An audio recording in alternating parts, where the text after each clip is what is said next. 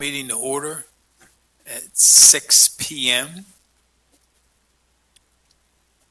The approval of the minutes of the meeting of the September the 21st, 2022 meeting. Do I have a motion? I would like to make a motion to approve the meeting minutes.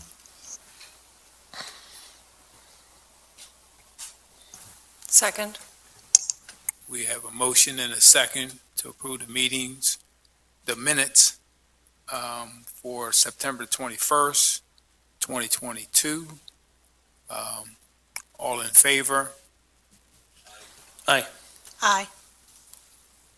Opposed? Ayes have it, motion carried. Number 3, presentation of housing study by Todd Poole, founder of 4 Ward Planning. This presentation is postponed until 10/19/2022. 4, subdivision and land development.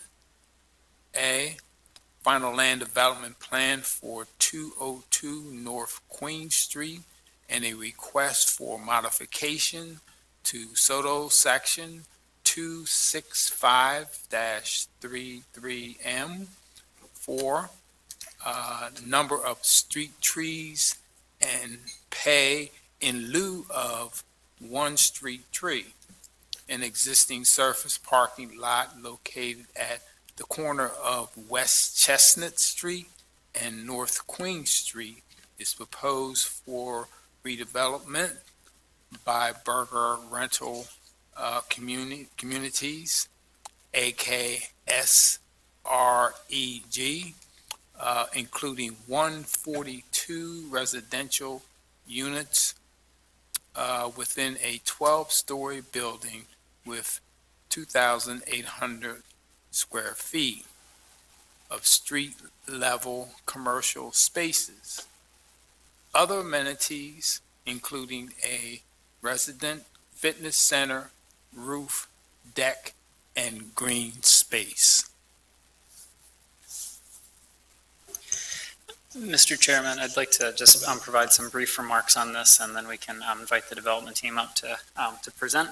I just want to make the commission aware that this is a plan that's proposed for final approval this evening. City staff is recommending that approval with conditions, which we can get into a little bit later after you've had a chance to hear more from the development team. A couple other notes on this project. You've seen this a number of times before at Planning Commission, and this has been approved by all the necessary boards and commissions at this point, except for Planning Commission. Actually, I suppose there's one action at City Council that still needs to be finalized for an architectural easement next week. But aside from that, I think all of the other necessary approvals have been obtained. Happy to add more comment a little bit later. All right. Good evening. Cheryl Love with the LA Group, and Matt Johnson with Burger Rental Communities is here as well if you have questions specific to him in any way. So the site that you see on the screen is really the existing condition. It's comprised of 3 different separate lots, all contained within that larger boundary around the perimeter as it reads there.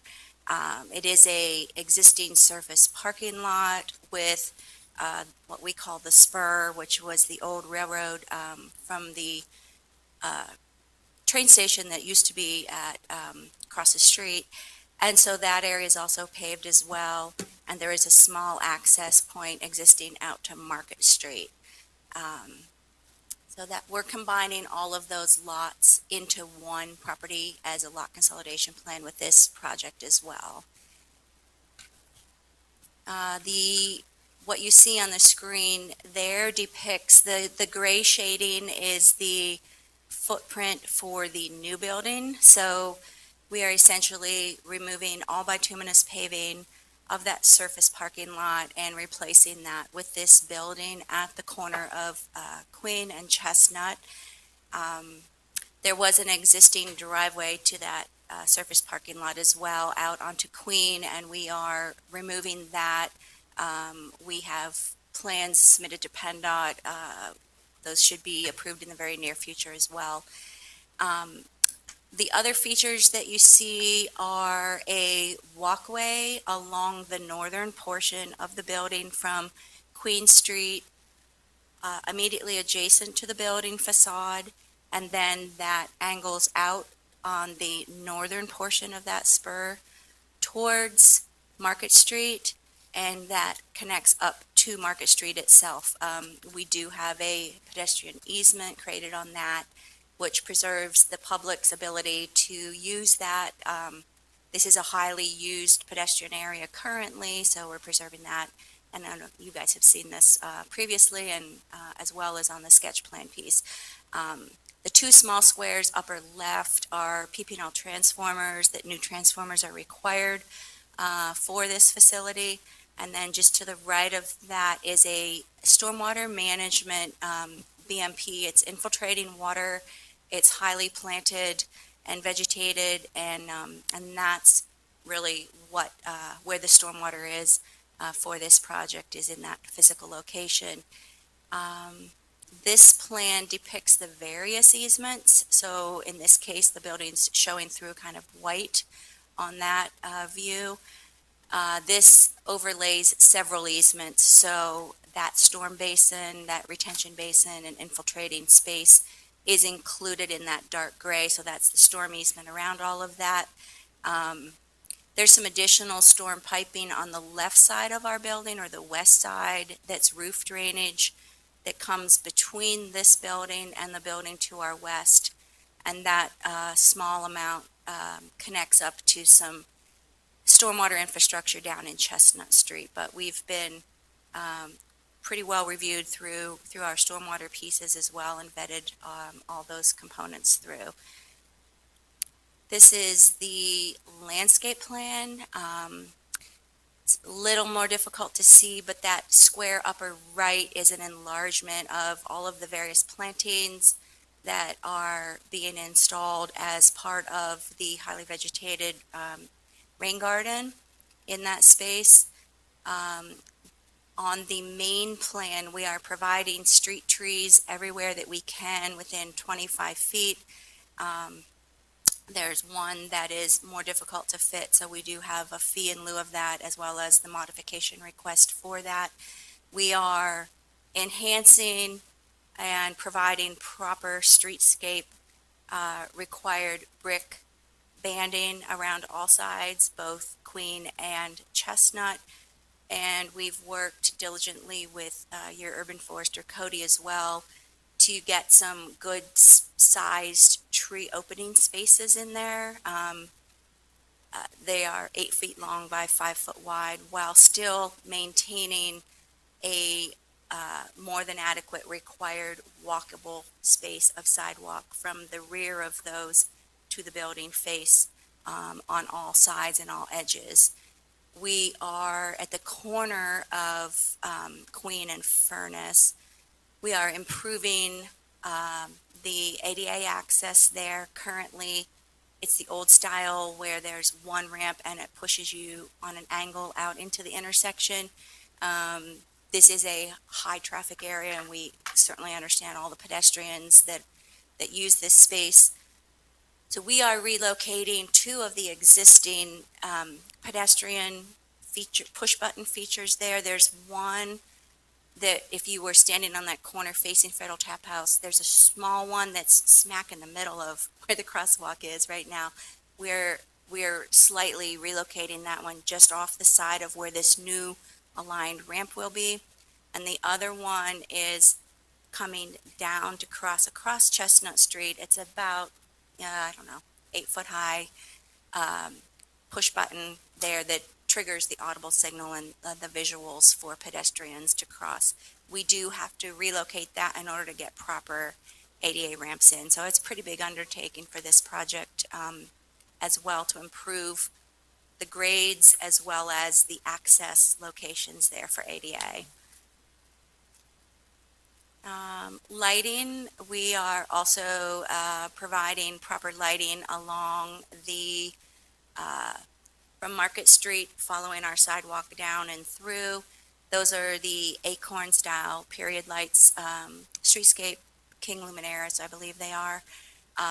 So there'll be 3 of those located along that pathway. Along the north side of the building is lit very well from the building wall packs themselves. We've taken a look at that. And in fact, the architecture on the building was modified to help improve glass and visibility along that northern side, just to help improve safety. I know, I think it was close to 2 years ago we were first in here with this project, and that was one of the points that were in question at that point. But we've worked hard to improve safety and open that up. There is also along Chestnut Street, about midpoint of our banding down there, that one in the center. There's a very old style street light. It's extremely rusted and whatnot. And Cindy McCormick had asked us, that's a new acorn style light going in that general same vicinity. So we are introducing the period style lighting. Another one will be introduced around the corner up on Queen Street. And then there's an existing one on the northern edge that we're also preserving, so that the streetscape itself along through there will become much more consistent with what your current guidelines are.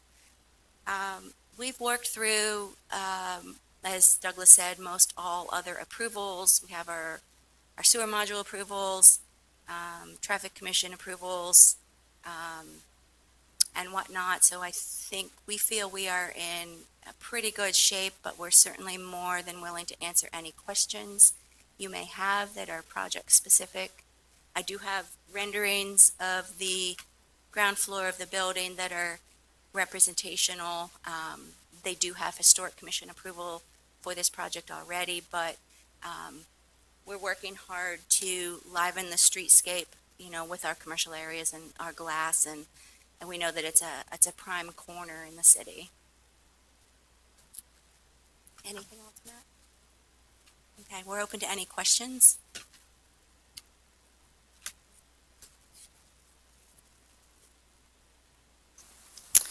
Hi, would you be able to speak specifically to the pedestrian traffic in and out of the building, as well as any pickup drop-off areas? Sure. And then, let's start there.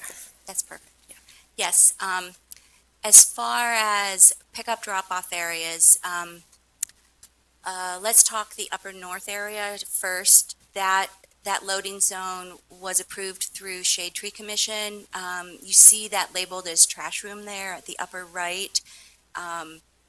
With a building this large and this many units, it's important to make sure we've thought well through how we're managing and operating that, as well as the primary residential lobby is just midpoint on that side of the building that faces east along Queen Street. So we're envisioning that load zone can also be utilized for food deliveries, DoorDash. I know there's going to be a lot of those things. We don't want to be clogging up traffic by double parking, and we did receive Shade Tree Commission approvals for that specific zone, but that will also serve for trash pickups and whatnots, as well as help facilitate moving in, moving out through that center lobby core space.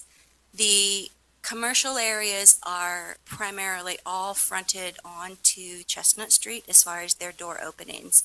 So the large commercial space there has 2 areas for entry and exits. And then there's a smaller retail space left of the plan that has its separate door and locations there. And then you'll see lower left along Chestnut, another line striped area for loading zone. We were approved for both of those. And what that also facilitates is, besides supporting the commercial and retail spaces for deliveries, there is another small trash room that's directly up from that. It may not be it does say retail trash there, just above that line striped area. it's a separate location just for their smaller volumes of trash rather than the residential at the upper end. And then we have mechanical spaces and whatnot up the left side of that building. So primarily pedestrian in and out for retail is off of Chestnut. And then the other would be utilized on the eastern side. There is a gate and a fence system that we're installing on this left plan with it zoomed in, just for security purposes to prohibit cut through there. And we're working to maintain a safer environment at the northern edge with all the lighting and whatnots. And so that is really for any additional access that may be needed between the buildings and or to any of those mechanical spaces, from that area of the building.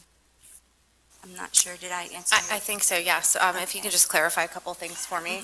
I'll call it the breezeway, maybe, Okay. closest to Market Street Alley? Yes. Off of Chestnut, that is not an open public right-of-way. People cannot, No. that's not, but the Correct. northern portion will Absolutely. be. That's Yes. fantastic. Yeah, and Okay. that's preserved with a public pedestrian easement as well as an agreement with exhibits that gets recorded. And our easement plan as part of this drawing set gets recorded with all of those, Yeah. those places in place. Personally, I'm happy to hear that. I cut through Yeah. that way to get to these meetings on time. Yeah, Saves me we- a couple minutes. We know it's highly used, and Sure. so, as well as, very perhaps by these residents as well, so. Talk to me about bikes. Where are we going to put our bikes? Yes, bikes Both are. for both the residents as well as the commercial shops. Right.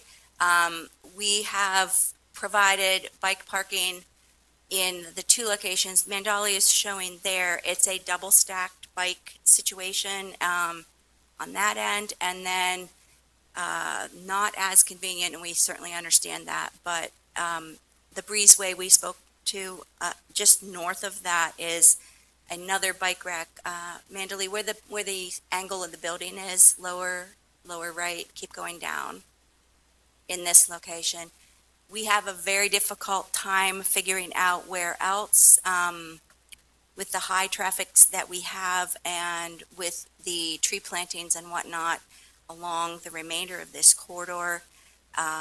As far as bike placement, we're certainly open to discussion on that, but what we're providing with the racking systems does meet the required amount for the project as a whole.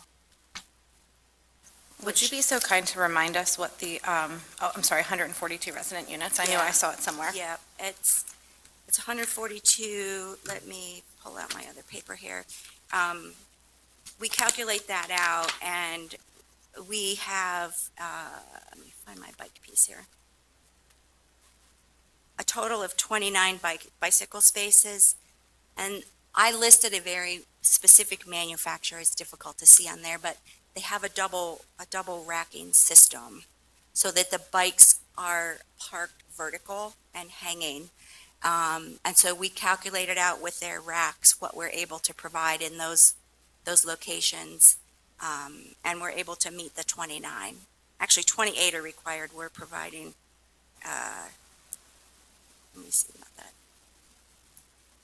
So we have essentially 29 bike 29 spaces for the spaces. building itself, for For the those total individuals who building. live in the building. Yes, for the total But I'm building, not hearing 29. that we have any particular bike spaces for those pedestrians or the traffic that may be visiting the commercial spaces. We don't right now.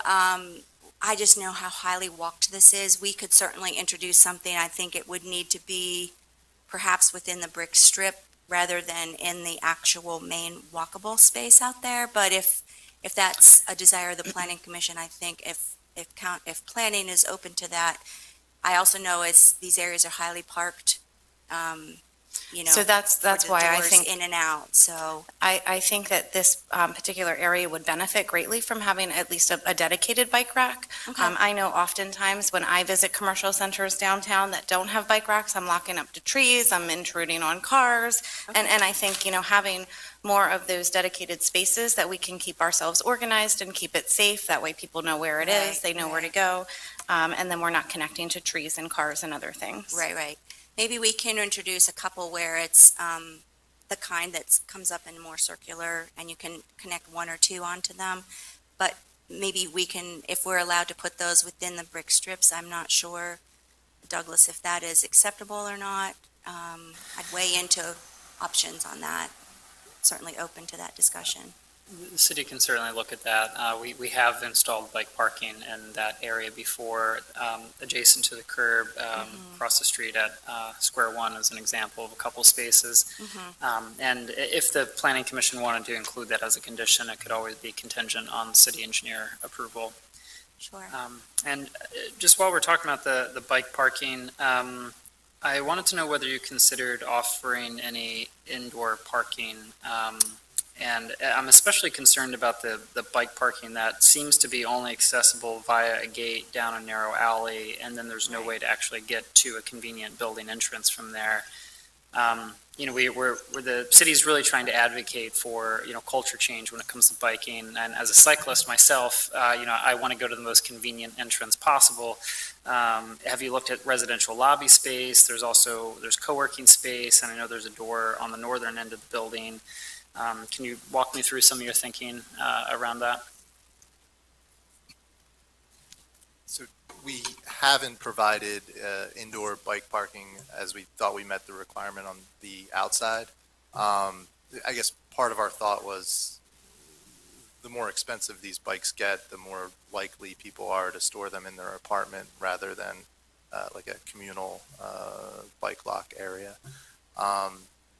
We could, if that's something the city is interested in seeing, we could look at other areas for indoor bike parking.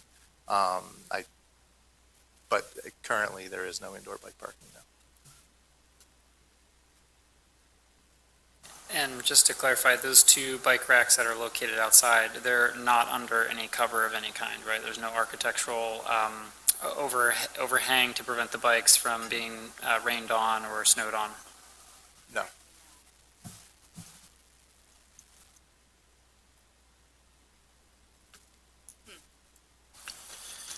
I'm not an architect by any stretch, but is there any room for a door next to that southern end where that bike rack is? Directly, not directly, there's that little Z pattern wall on the northern end, on the southern end of that same stretch, right next to the bike rack. Looks like a perfect spot for a door. There would be space for a door. I know we had a lot of challenges with the grading as far as where we're actually able to put doors in the building. I don't know how the grades work in that area. Yeah. I mean, if you would like, or you want to look at, we have an ability to introduce. Sorry, do you mind speaking into the mic just for Sorry. those streaming? Sorry. Thank you. Yeah, if we could take a look at that and work with the architect with regards to grades and the finished floor inside. Obviously, that may not need to be fully ADA accessible, even if we have to provide a step or so to get to that outdoor space. We could certainly take a look at that. What is the approximate square foot or the average square foot for the units? 700. 700 square feet. So to have a bike inside, my house is pretty small in town as well, and I have 4 bikes in it, and it drives me nuts. I actually just bought a little shed that I can put 2 of them outside, and I'm very happy with.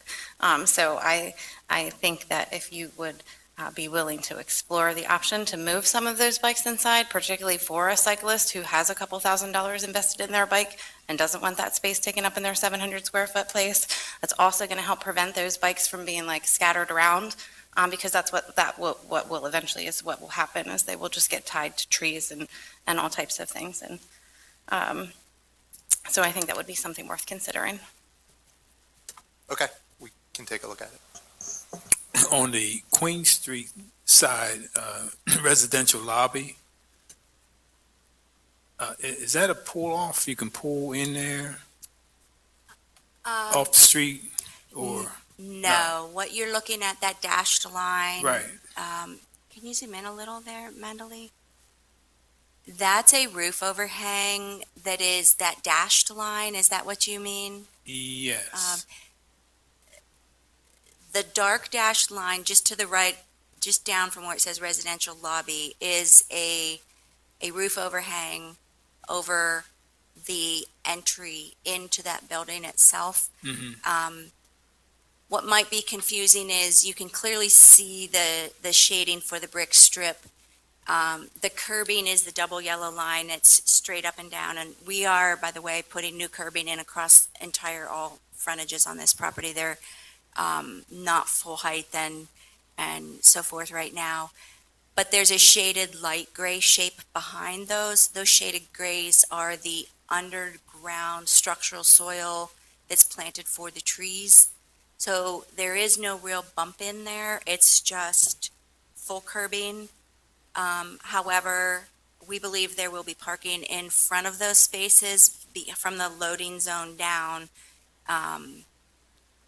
in coordination with the parking authority to provide on-street parking in that zone was one of the items we had been asked to consider. Am I looking at the right location? I just want to clarify. So the on-street parking won't, I'm sorry, there would be paid on-street parking immediately in front of the residential entrance to the building. So not necessarily, when we were speaking earlier, I misunderstood, so I do apologize. Okay, So when you talk about the loading zone, you're talking about The the gray, strip. that strip up Mhm, there, okay? mhm. But no particular loading zone for the No. residents. So No. how are you going to prevent the double parking on Queen Street for Right. people dropping off and picking Right, up? yeah.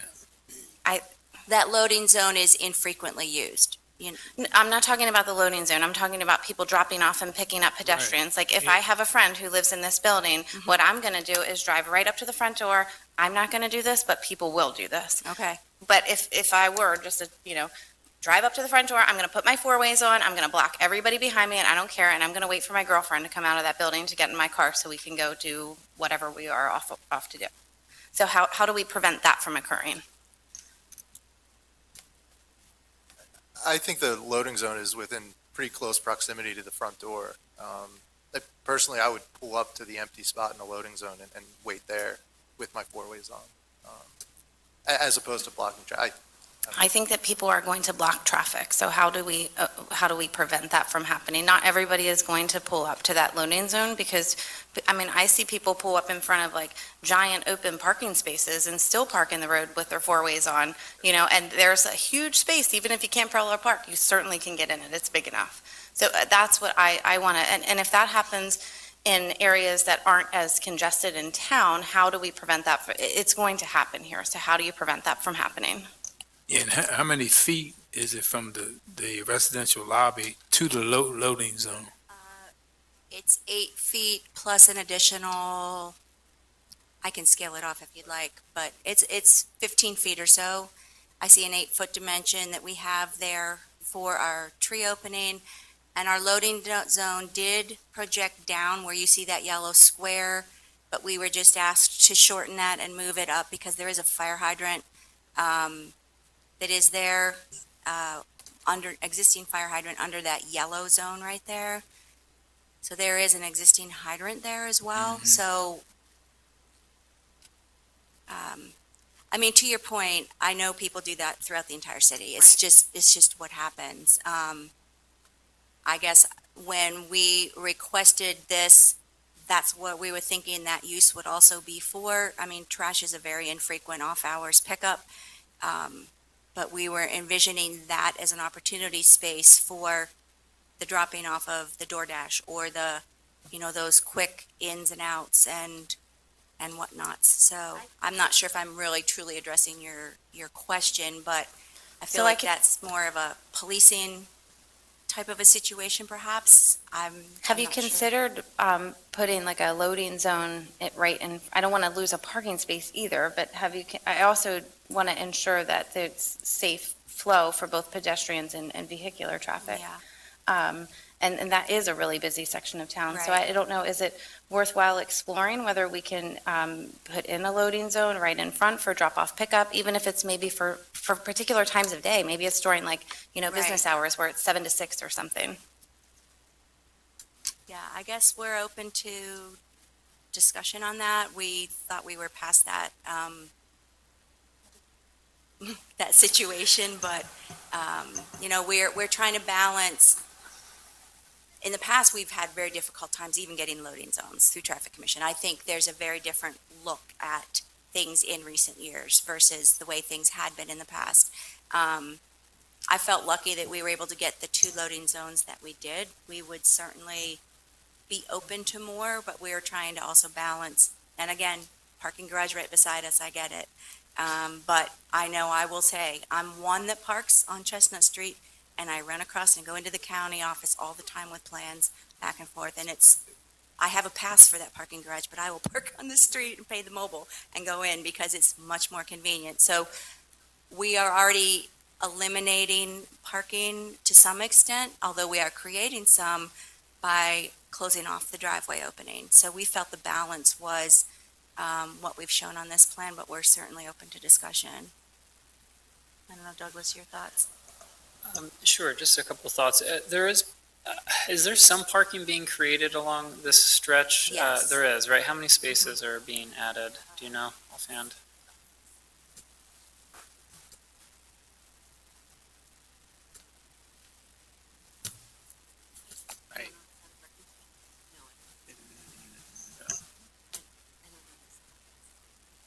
That's where they would go. It was essentially here, and then here, right? Mhm. Because you can't get, I don't know how close you make this one. This one.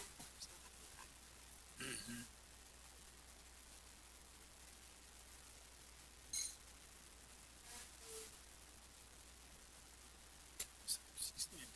There's about a 25-foot drive opening that is just to the left of that yellow line that comes in at the lower part of Queen.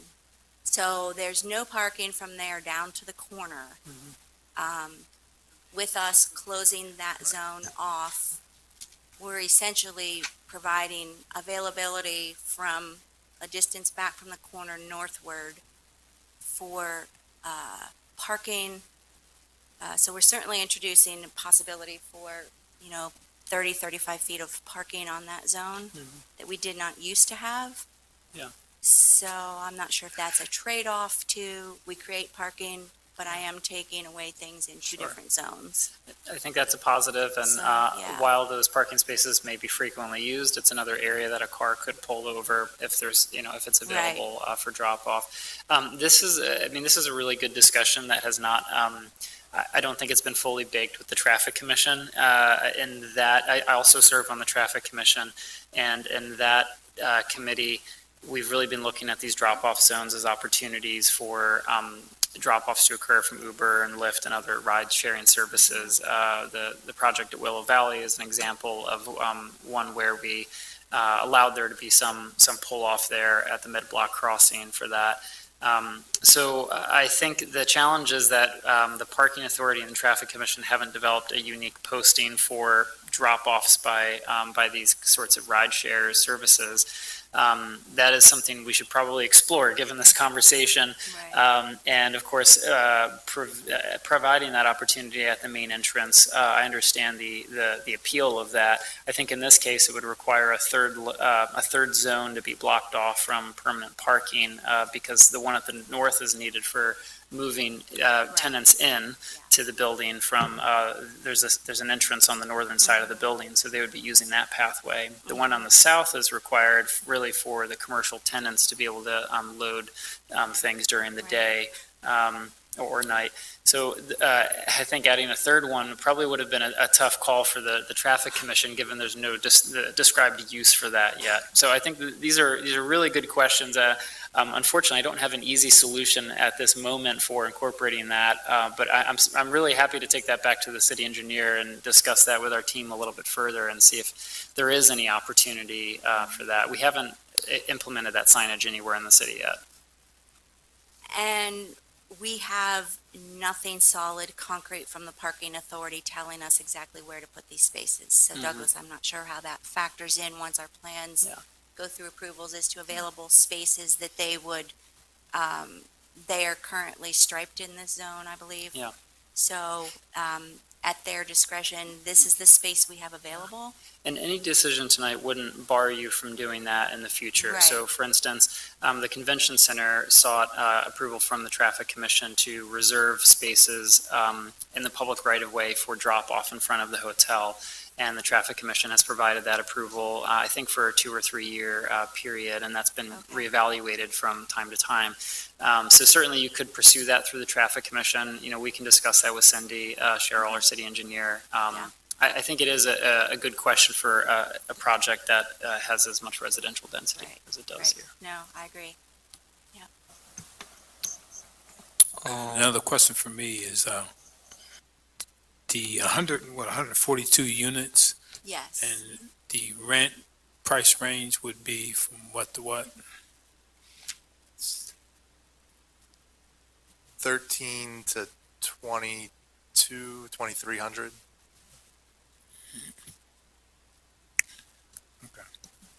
Thank you. So I just got some questions. And actually, so the balconies are new, right? Like that was a change from when you were here last? No, this plan actually has no balconies projecting into the right-of-way. What's projecting are canopies at the first floor doors. So if you Oh. picture, I thought I saw a rendering. Sorry, I'm not worried about any like Yeah. projections on here. I thought I saw a rendering of the project where there were like balconies for the apartment units. I didn't think they were in the right of way. Our project that has been approved with Hankin Group had those? Is that what you're thinking of perhaps? Did you have an older one? Older versions of our project had residential balconies, but we no longer have Oh. them. They've all been eliminated. I am now sad. Okay. All right. Well, I'll digress from that anyway. So I'm just curious. So I do see where the primary entrance is. I'm trying to figure out the first floor of the spur. Yep. Like, is that where the secondary entrance is? I might have missed that. Do you want to hit that? Sure. So the primary entrance is about halfway up on Queen Street, right? Mhm. And then there's actually 3 doors on the north side of the building. One is just to the left of the trash room, and that is emergency egress from a stair tower. So Okay. that's an exit, not so much an entrance. And then about 15 feet to the left of that is our move-in door, and that goes into the building, up a ramp, to the rear of an elevator, to the rear of our loading elevator. So Okay. that's how people are moving into the building. And then the notch that's next to the residential fitness room, to the right of the residential fitness room, that's also an entrance exit from our building. Okay. So, I'm just curious, like, how you envision those two spaces, the residential fitness area and the co-working area / coffee lounge, like, operating, like, are these separate retail spaces that someone will then occupy, or are they essentially managed by the property complex? Yeah, they're amenity spaces for our residences. So it's a fitness center that really can only be used by residents of the building. And then it's essentially a lounge space for the residences of the building. So when it says co-working area, coffee lounge, like it confuses me. Just because actually, because part of me feels like it would be a great space for there to be something that is accessible to the public and have an entrance deeper in the building that the residents could use then to access their floors if necessary. And I guess I just bring that up because the bike rack that is outside, am I correct in saying it's down that west side of the building on that little trapezoid-like, that it's at the end of that area? Yeah, we realize that is not a great space, however, very good suggestion to look forward. Well, so what I was actually going to say is, I personally, I don't necessarily see a lot of value in having residential fitness spaces. I feel like there are so many commercial fitness areas, like there's 24-hour fitness just a block away. I'm a guy who goes to Planet Fitness quite often, and there's other fitness studios throughout the city. I feel like that space might better serve your residents if instead of having a full-out enclosed building on the first floor, it was passable through, and it would also potentially provide that shelter in some sense that we would be looking for the bike coverage. I don't know how that works engineering-wise or architecturally, but, I feel like it could be an extension of the building that's just, it gives that pass-through and would permit some coverage for inclement weather. Just like a general suggestion, because I just don't see the fitness area as really valuable. I feel like it's something that people put in there as a commodity, but they often go underutilized. We actually find that our fitness centers are the most used amenity that our residents use most frequently. And then I'm sure you can understand how the co-working space, now a lot of people are working from home. They don't necessarily want to be in their apartment all day. So that's Sure. why we kind of provide additional lounge seating so everyone can kind of get out of their apartment and have this space there. Right. Yeah, no, the co-working, I had briefly worked at a co-working area on the 300 block. It's called the Candy Factory, if you're familiar. Co-working is a whole concept to learn about as well. Anyway, my general comments were just that I feel like that area, while I don't see no value in what has been currently proposed, I think a reconfiguring could meet a lot of the subjects we've brought up tonight. Thanks. Appreciate that. Yeah. I have a question. Could that residential co-working space be considered to be public as well? At this time, it's not planned to be public. It's meant to be a lounge For to serve residents, as amenity as an to the amenity. residents. Yes. Okay. I have a question. Considering it's 142 units, I'm concerned about parking. Now, my fellow commissioner, Mr. Haggard, clarified that you don't have to provide parking because of the zoning in the area. But if I'm paying $2,300, where am I going to park my car on a Friday night downtown? So we have a long-term lease with the garage across Queen Street. Perfect. Thank you for clarifying that. I thought. Thank goodness. Has that lease been signed and executed? I want to say, I believe so. We have an agreement. I can check my email to see if it's been signed, but Sounds like final stages, but you're not sure yet. we also need parking for our our building would be very difficult to lease without associated parking. So we are just as concerned about that as you would be, I think. And again, it's not something that I work on, that legal issue, the agreement, but I believe it has been signed. How many spaces are you aiming to provide? Our lease currently is for 100 spaces across the street. Again, we have 142 units. I think we have the possibility to expand on that if we want. Also, there are just a few garages in the general area. So if our residents aren't leasing parking from us in the garage across the street, they could also just lease it in the other garages close by.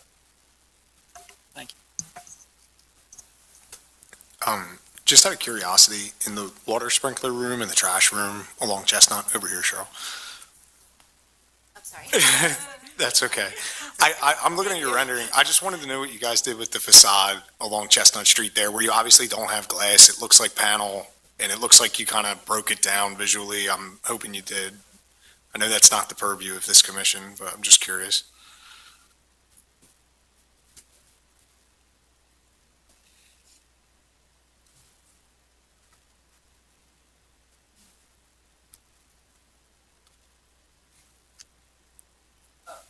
Yeah, you can kind of see it there. So is it like aluminum louvered panel type thing, or or maybe some? Okay. Aluminum panel, it would match similar to the storefront material, but inevitably with the building, you're going to have spaces that can't really have glass. Yeah, I totally understand. I was just trying to picture it with the streetscape and the trees, and it's nice that it has some visual breaks in it. So I'm happy to see it's not just a flat brick wall. Maybe there's opportunity for branding there for you guys in the future. I don't know. Yeah, who knows? Yeah, just a thought. Yeah. But thanks for showing me that.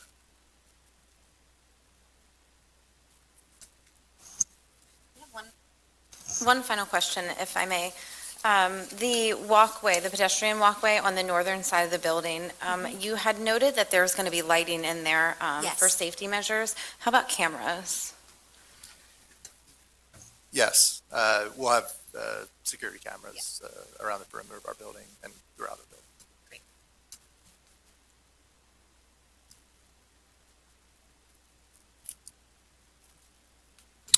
Any more questions from the commission? From the public? Yes. That was me. I was going to ask if I can hear the conditions that Douglas has, just in case.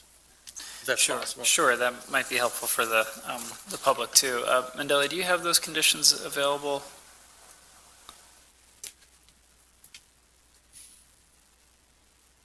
Thank you. So I'll note which one of these are kind of standard as I go through. The first one is a standard condition, construction guarantee in the amount of the approved opinion of probable cost shall be submitted in a form that is acceptable to the city. The development plan shall comply with all city ordinances and standards. That's also a standard requirement. This third one is unique to this project. The developer shall comply with plan requirements for park and recreational facilities in accordance with the subdivision land development, and then it provides a section.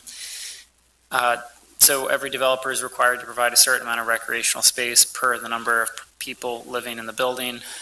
Typically, those have been provided through indoor spaces, as it is in this plan. However, the developer is not meeting the square footage that is required by that section. There are other options in the land development code to meet that, and in this case, the developer is, I believe, looking to do that through a fee in lieu of to make up for the remaining square footage that can't be accommodated on site. That the developer may want to elaborate on that, but for the time being, the outdoor space that's publicly accessible is included as meeting that requirement. The indoor space for the co-working room and coffee space would also be included in that.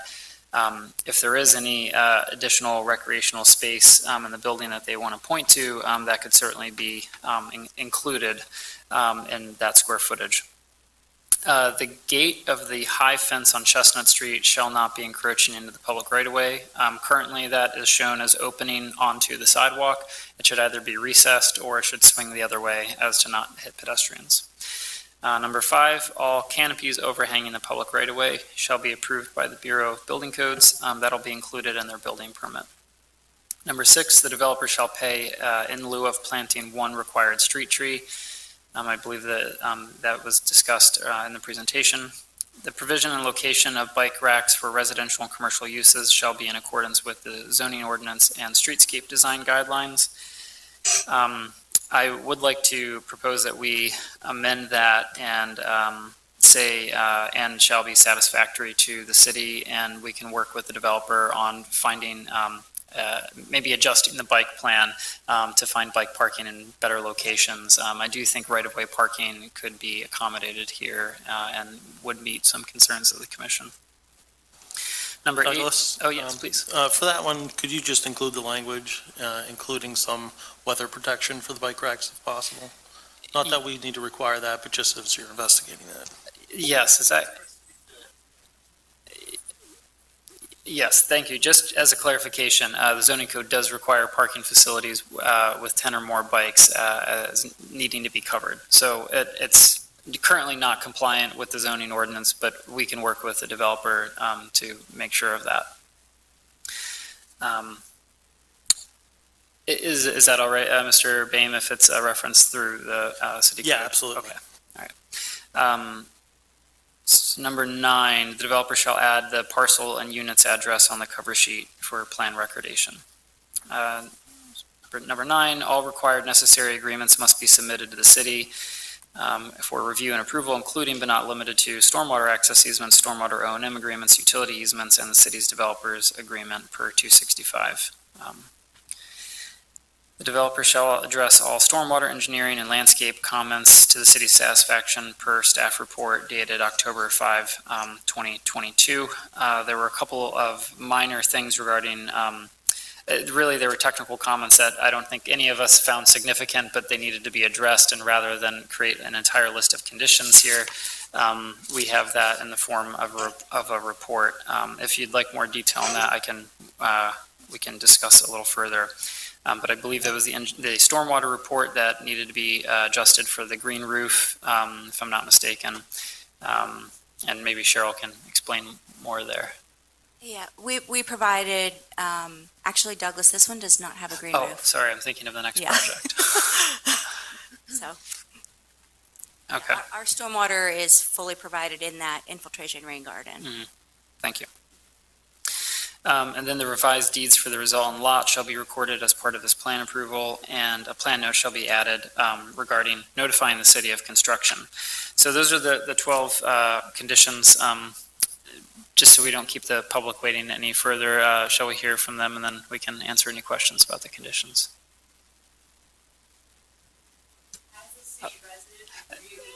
I'm sorry, we have to take it from the podium.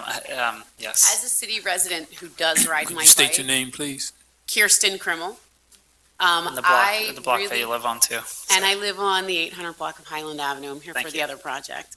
I appreciate the thought behind bike racks for our businesses because it's going to help us bike riders want to ride our bikes more often.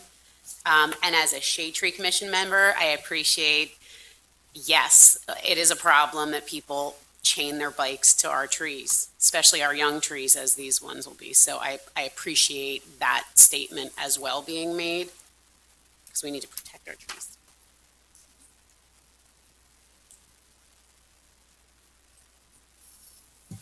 Good evening, ladies and gentlemen of the commission, developers, public at large. I'm Kevin Lynn. I live at 13 West Chestnut Street, and I'll be enjoying the construction. I'll actually have a window seat to it all. So I'm curious, when will the construction begin, and when do you target ending it? We're slated to start early January 2023, and then completion should be May of 2024. It'll be fall of 2023 when everything kind of moves inside, right? So it'll be less noisy at that point. But Okay, thank you very much. Oh, and what are the overall costs for the building? Do you have any projections on that?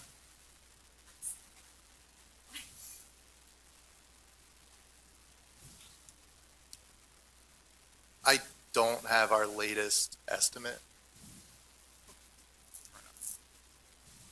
Okay, well, thank you for your time this evening.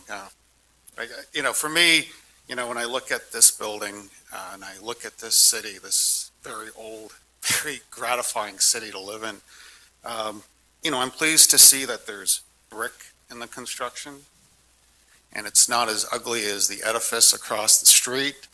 It's not as with Yule Plaza and that construction, it's, we don't have the brutalist architecture of the beloved building anymore to, commiserate over.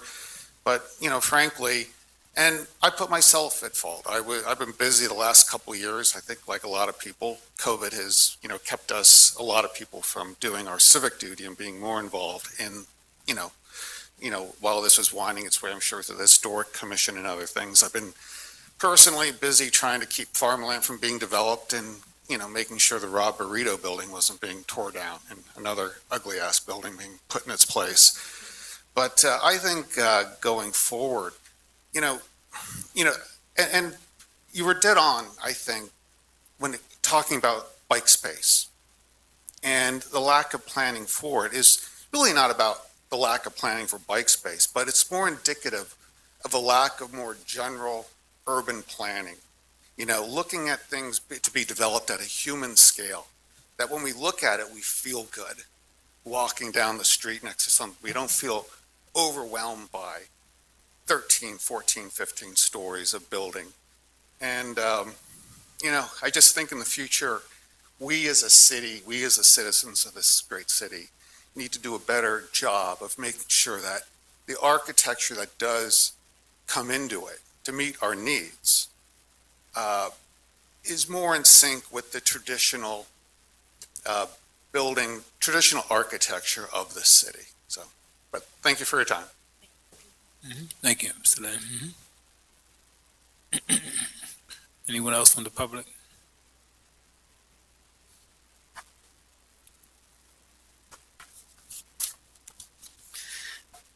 Mr. Chairman, I'll just remind you that if the commission would like to act on the recommendations of approval, you could state as amended, as I noted earlier, the bike plan would need to be to the satisfaction of the city, and we can work with the developer on that. I also wanted to just note the one modification request that city staff is supportive of including, and that's for the number of street trees, which is being covered by a payment in lieu of. So the commission could act on the modification as well as the conditions as amended, if they so chose. Mr. Smith, do we have the ability to put a condition in to explore with the traffic commission a drop-off zone or some type of drop-off area that's dedicated for residents right in front of the building? Yes, I think we can do that. One way we could provide that is, since it's hard for us to make guarantees about the outcomes of that, I think if the developer were to meet with city staff to explore that issue further prior to recordation of the plan, I think that would be, that could work. Does that sound okay to you, Ms. Seifert? Yes, thank you. And that's fine. That's fine with us. They're good suggestions. Right. So that would be a 13th condition then. I have one other suggestion. The fitness room and the Working. what's it called? The Working space. working space, perhaps indoor bike could go in either space. That's just a suggestion. We'll certainly take that into consideration and talk to the architects about that. Is that acceptable? I don't know, I'm speaking on your behalf. Yeah, given what we've heard, I think we definitely need to look at adding some indoor bike spaces. So that's something we'll take a closer look at. I have an additional question. Please. In the recommendations, number 3, plan requirements for park and recreational facilities, you were stating that they don't have enough space? That's correct. They're, as I understand it, they're not currently meeting the space requirement, which is somewhere in the realm of 42 or 43 feet per person living in the building, not per number of units. So in this case, I think I forget the exact estimate. Cheryl, can you walk us through that? Actually, we calculated that requirement as, it's like 43.56 square foot per person, but it also identifies that, one person for one occupancy, and for a 2-bedroom, two people per. So we counted all those numbers up, and we calculated the areas, and it's showing an area of 6,882 square feet for a potential of 158 people when you look at the way these calculations are in the ordinance for the type of units that we have. So we are in the realm of the fitness area itself, the co-working space, and we had looked at including, and we really didn't even speak to this tonight, but on that spur is a lower portion of the building. There is space up on that area as well that is for the resident outdoor space. We added all those 3 up. Actually, I should qualify that. I did fitness and top-level space. Our interior amenity space, I believe, is close to 5,000 square feet, so it doesn't meet the 6,800. I think we need to take a closer look at what can be included as part of that calculation. Did you say there's a rooftop access? Does that count? Well, that's where I think that that left area is 6th, 7th floor is not full stories. as the main core of the building is. So there's resident space and opportunities for outdoor space on that upper level. So it looks like we need to work with city staff a little bit in what specific areas count, and then to finalize that calculation. Regardless, I'm not sure we're fully meeting every inch of what we're supposed to be providing for this, so we'll have to work with any potential fee in lieu of, with the space that we have. We can certainly work with you on that. Just looking at the code right now, just in case there's anything to add here, just bear with me. So for those who do want to follow along, this is 265-48, plan requirements for parks and recreational facilities. So private parks and recreation alternatives. In lieu of dedication of land, the developer may propose private reservation of land and recreational improvements or a combination of public and private holdings. Rec facilities proposed shall require that the commission find the alternative offered by the developer is equal or superior to the dedication of public land as required by this article. If applicable, a homeowners association must be submitted. That's not applicable here. And let's see, it says if the residents are more than a half-mile walking distance from a public park containing facilities suitable for the intended occupants, the developer shall prepare an analysis of facilities that are proposed to be constructed that will meet the needs of the residents.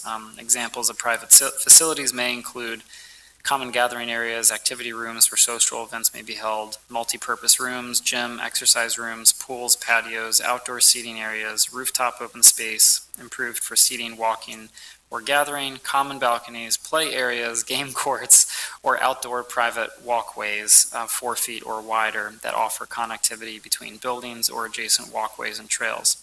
So, sorry, I know that that's a lot of text, but I think that actually your outdoor passageway counts towards your rec space as well. And if that's the case.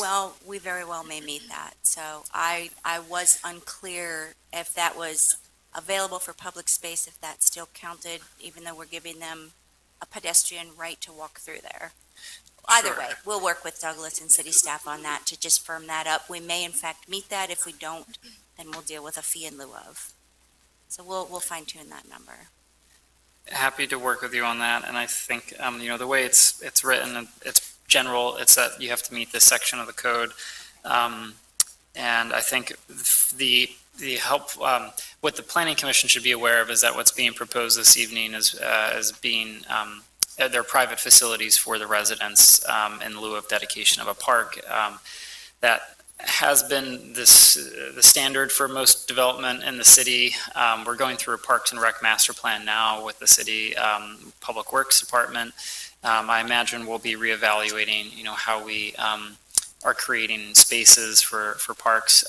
Thankfully, the city, most residents have parks within a short distance of their home in our analysis, but there are a few spaces.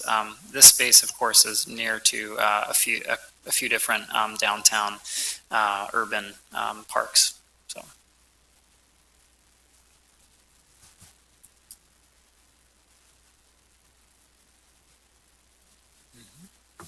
Okay. So do I hear a motion? Douglas, and you can just confirm that this project is approved through all of the commissions with the exception of traffic? So traffic commission approval was provided, and that secured the loading zones, maybe the closure of the driveway. And the closure of the existing driveway Yeah. as described on Queen Street there. Okay, and we did review, sight lines and Yep. signage as Yeah. well. Yep. The parking authority was party to that conversation too. The only approval that hasn't yet been provided is by city council for the public right-of-way easement. So there's as Cheryl noted, there's a canopy over, a couple canopies on Chestnut, one canopy on Queen Street to mark entrances. Those are over the public right-of-way and require city council approval to provide that encroachment. There's also footers under the building that extend into the sidewalk underneath it, and there's a cap on the buildings top line, roof line, that was required by the Historical Commission or provided by the architect to create some compatibility with historic architecture in the city. Okay, with that being said, I would like to make a motion to approve the final land development plan for 202 North Queen Street with the 13 recommendations, with a special note to recommendation number 7, that we want to continue to explore bike parking and ensure that that is completed to the satisfaction of our city staff. And we want to add a 13th condition to meet with city staff prior to the recording of this plan to determine the best outcome for a loading zone in the immediate front of the building entrance.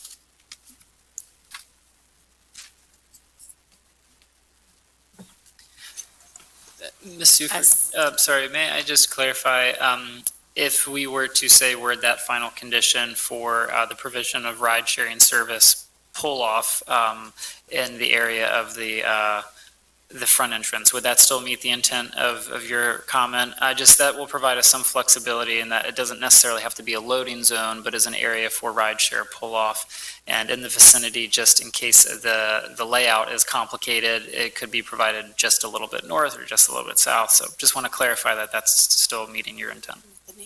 That would be fine, Mr. Smith, thank you. I second. We have a motion and a second, based on the conditions that were mentioned this evening. Ready for the question? All in favor? Aye.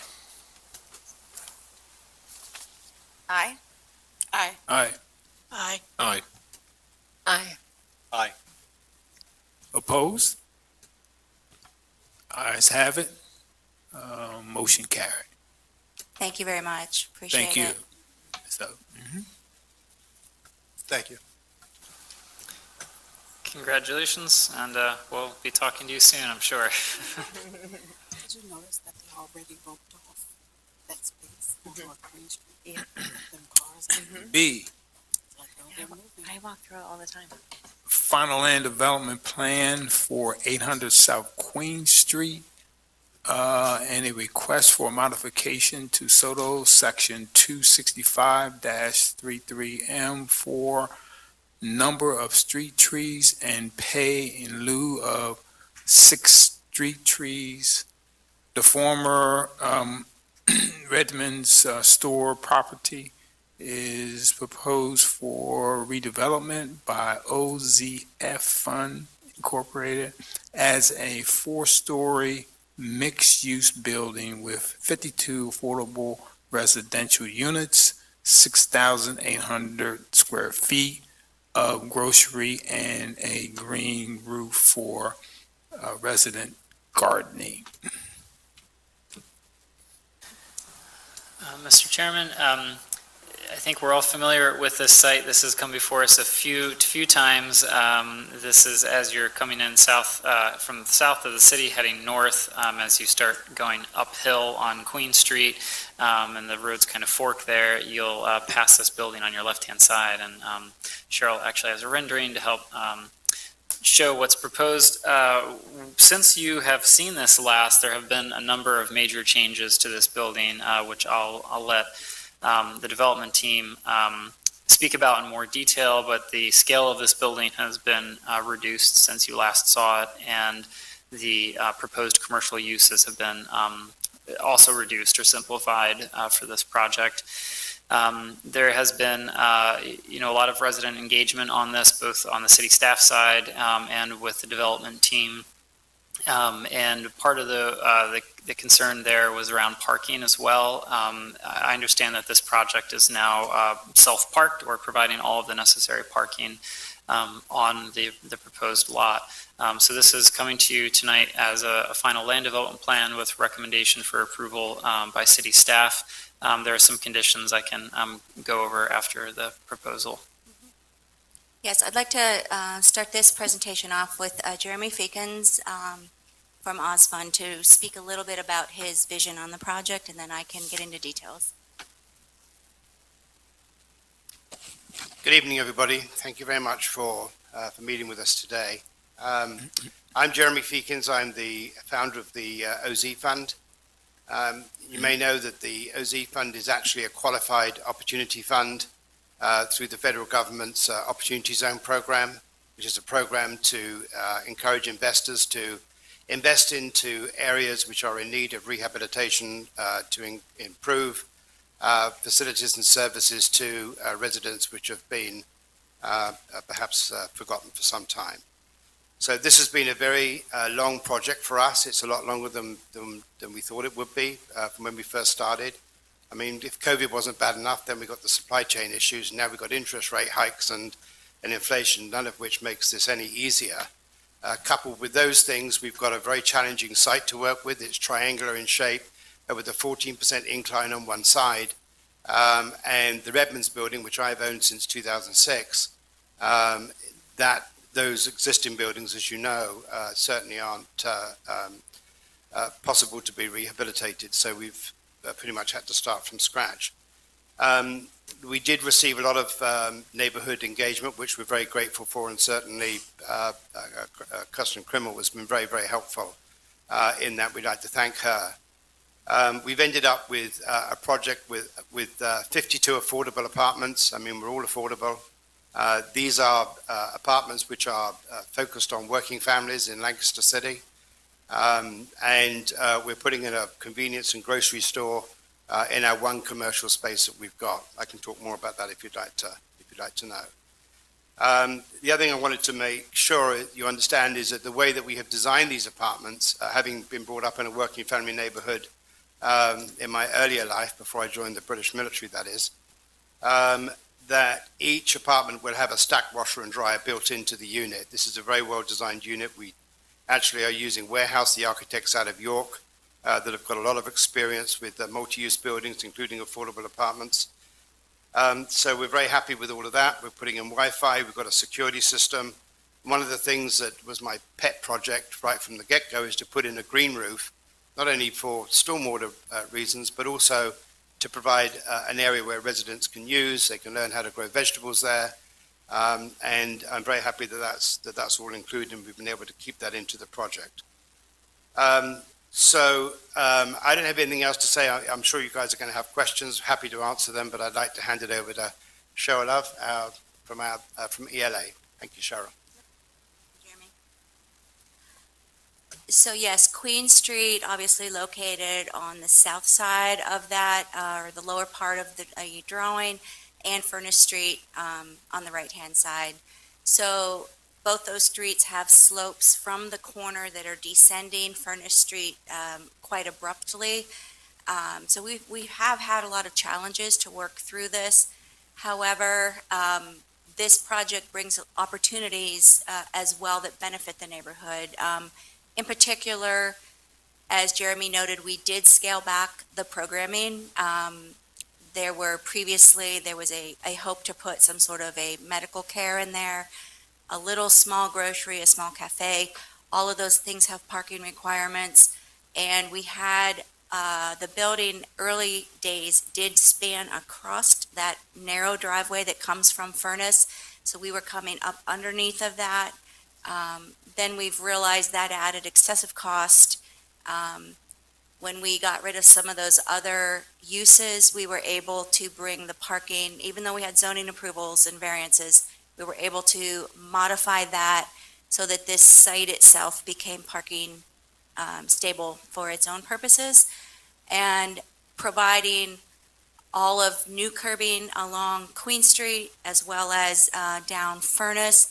Those are all very open spaces right now, very unsafe conditions with people driving all over through them, cutting corners. I even saw people drive the wrong way down Queen, and I've not been out there that often.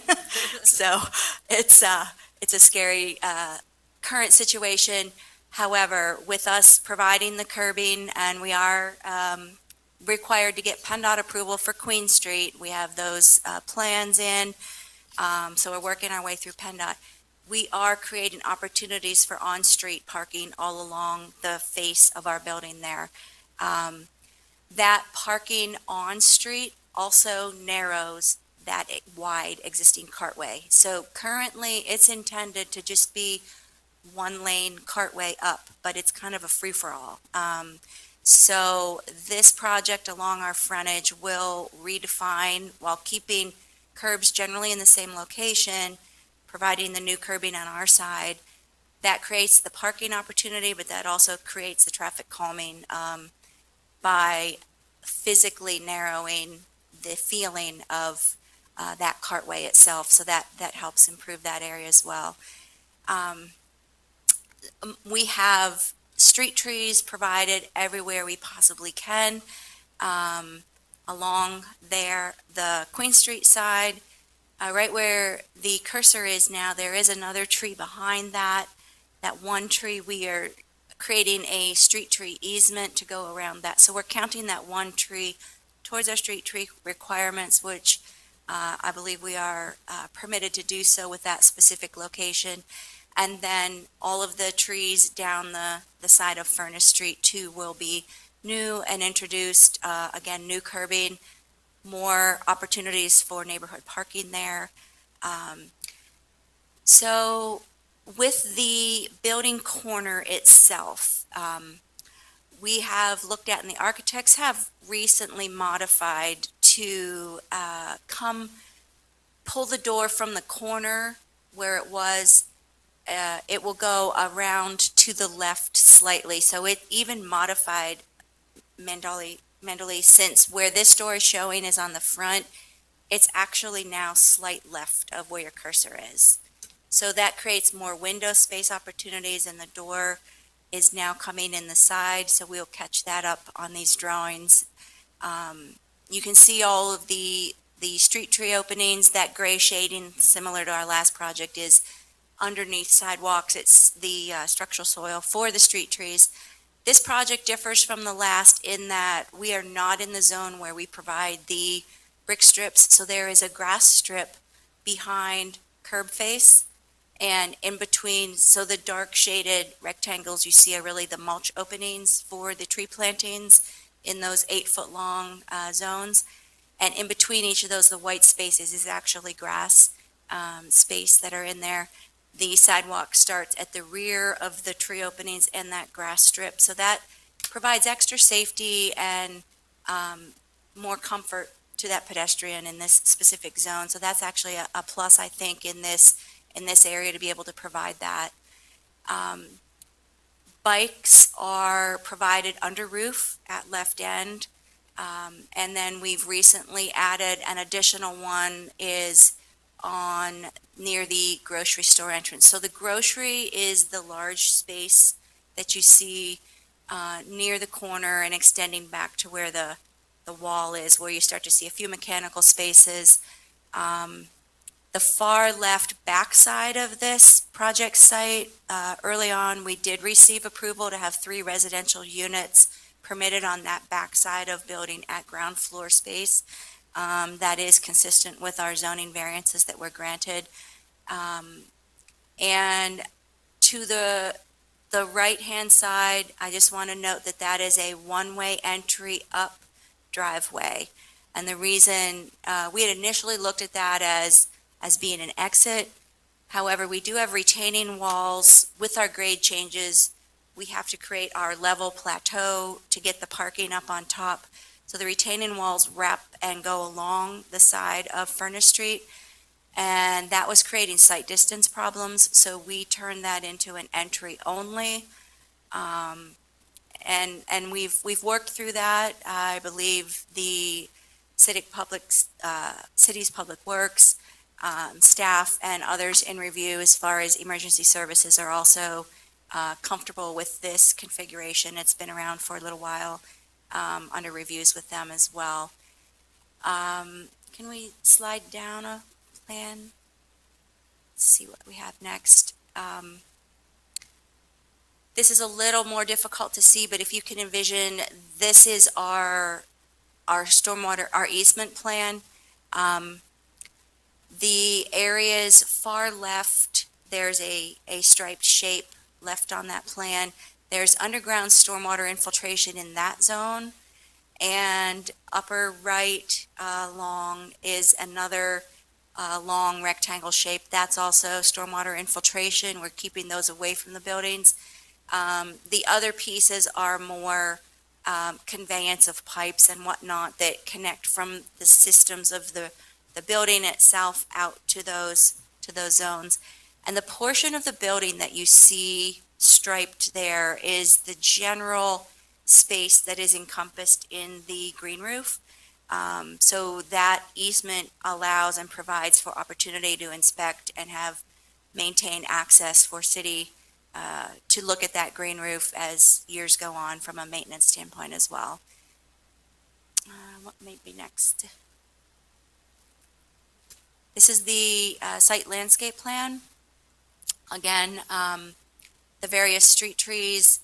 The upper back left corner, there is currently an existing building there that will be demolished as well. So all buildings that are on site will be removed.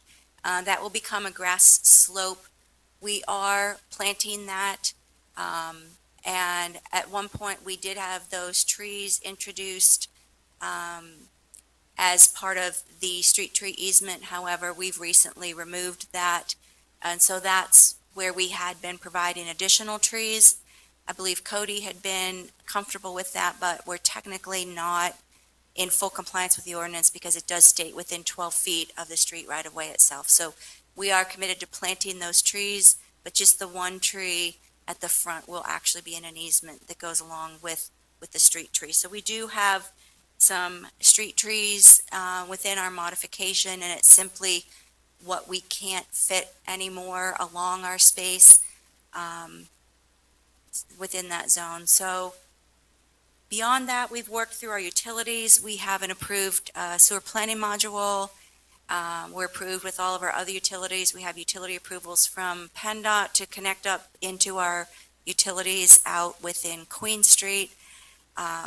We have Shade Tree Commission approval. We have Traffic Commission approval. Can you pan down a little?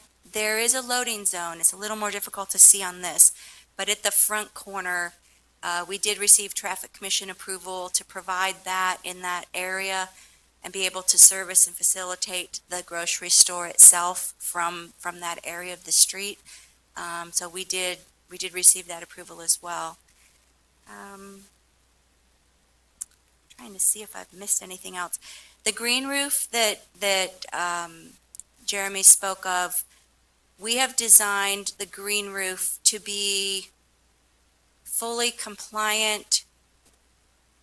The green roof that we're providing is part of our stormwater, and I'm sorry, we didn't render it on there because it was getting too muddy with all the various colors, but the vegetables and the gardening that he speaks of is above and beyond what we need for our green roof for stormwater. So those will be additional spaces that are elected to be provided to help enhance the resident experience. The green roof itself is more of the typical green roof medium that you're used to seeing, but we're visualizing some planter boxes, some other types of amenities on that rooftop that are above and beyond what we are providing from a stormwater standpoint, but will enhance the resident experience. Lighting, we have vetted through a photometric plan as well for our site lights and whatnot. So I think I hit most of the key points. Anything else, Jeremy? Okay, we're certainly open to questions. I think the layout plan or the landscape plan also shows a good picture of what's going on. I have a question, Cheryl. Is there still an entrance to the grocery on the west side off of the Furnace Street? There's two ways to access in. Yes, the entrance is there. It's slightly, I'd say it's about 10 feet around the corner from that very angled corner you see right at the corner. That no longer is the actual door. It has just shifted to the left side, but that's the primary entrance for residents to walk and enter in and out of the grocery. So that door is also a little more aligned with the space where that loading zone is. There's additional doors and lobby and vestibule space from the parking at the rear that comes into just to the right. Yes, there's doors there and vestibules that create entry space into that as well. One thing that is unique on this project is we have absolutely zero projections into either right-of-way. The shaded dark gray that you see is the ground floor level of the building itself. On Queen Street side, there is another dashed line. You can kind of see it down by our bicycles, and then it follows the property line, and it also follows down Furnace Street.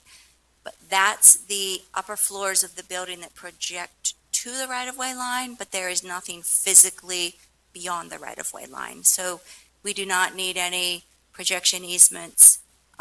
Special attention is being paid to retaining walls, so there is no toe of footing either that goes into the right-of-way. It's all behind the rear. So we've taken that on as a means of avoiding the need for the projection easements on this specific project, and therefore that does not need to go through the approvals or go through city council for that specific projection. Again, we do not have balconies that project off, and we looked at all facets between footings, ground floor, and rooftop, and we are in all instances out of the city's right-of-way on that aspect. One more question. I can't see it on this photo, but there are crosswalks at that corner of Furnace and Queen, right? Okay, there we go. I didn't see that. I wanted to make sure that that was there. Yeah, we are, full disclosure, we are working with city staff on some improvements to that intersection. That part continues. That is, you'll see that, I believe, there's a general reference to that in the conditions of our approval. So we are working to improve some of those crosswalk areas as well, and working with city staff to minimize the distance within the actual crosswalks themselves.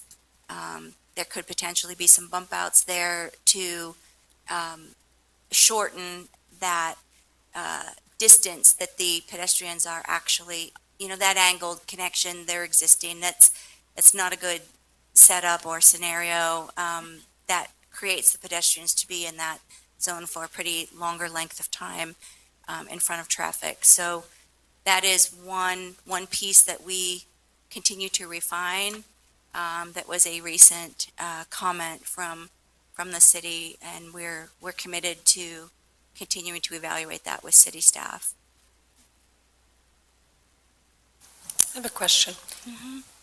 What are the approximate sizes of the units, and how much will they be rented for?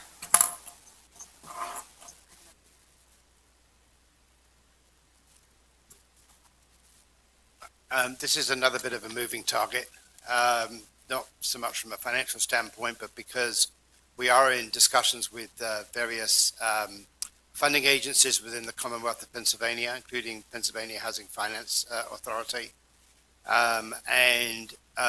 As you know, all these are affordable apartments.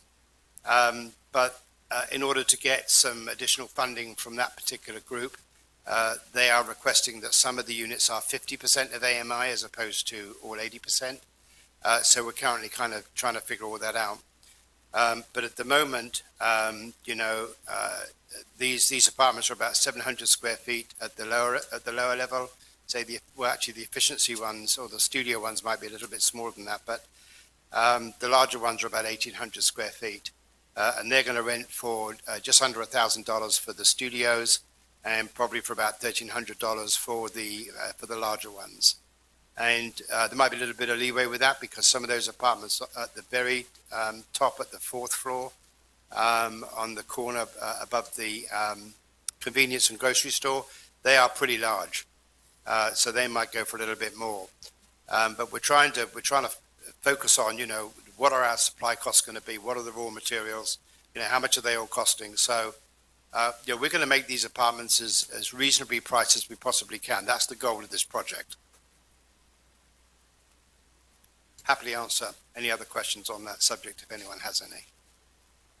What is the mix between 1, 2, 3 bedroom units? What is the mix, are you asking? I don't have that right here, I'm afraid, to give you right at this moment. Cheryl, you might have it. Do you have any guesses on how many residents you actually think will live in the building? And then my follow-up question is how many parking spaces are there? Yeah, Cheryl can answer those for you. From a parking standpoint, we have 52 units. There's one parking space required per unit. And the grocery store is one space for the 400 square feet. We are requiring 17 spaces for the grocery store piece to be provided within our site. So a total of 69 is what we are currently providing, and that's what that plan shows at this moment. On-street parking, we cannot claim as any part of this. It is available for open parking for the neighborhood. But we had calculated there were 13 new spaces on the west side in front of this specific building along Queen, and we had 6 available parking spaces down the side of Furnace Street as well.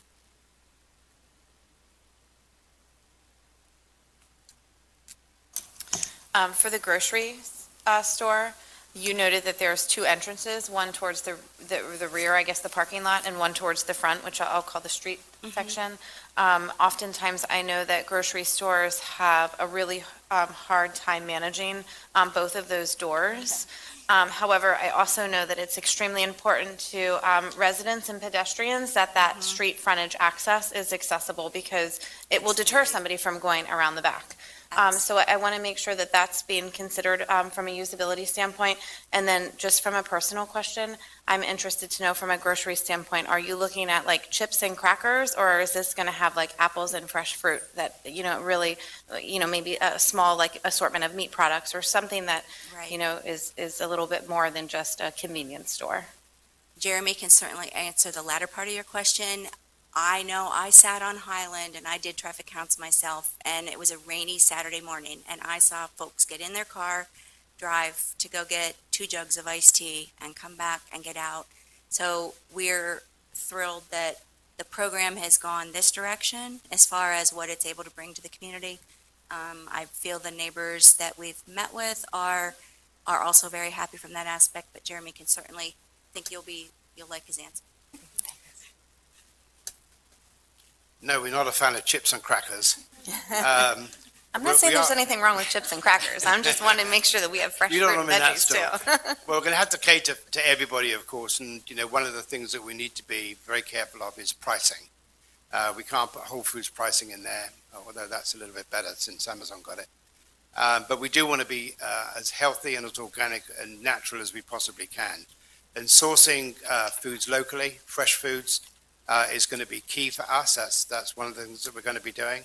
We've had discussions with Commonwealth of Pennsylvania, Department of Ag, on that matter. You'll also be interested to note that to the extent it's absolutely possible, everything's going to be prepackaged, including all the food and the takeaway food. We're not having a kitchen in there. And that's just because we don't want one. And I think, everyone's got skittish because of COVID and sort of what that did to everybody, that we want to try and be as hygienic as we possibly can. And also, it makes it a lot easier in terms of stock control. You can cut down, you don't have quite as many security issues. So, this is going to be a very healthy store. But again, it's got to be priced right. Otherwise, we're not going to get anyone to come in and buy what it is we're trying to sell. So we're working through all of that. We have some great ideas. We have professional people helping us, including one of the original founders of Whole Foods is on our team. So.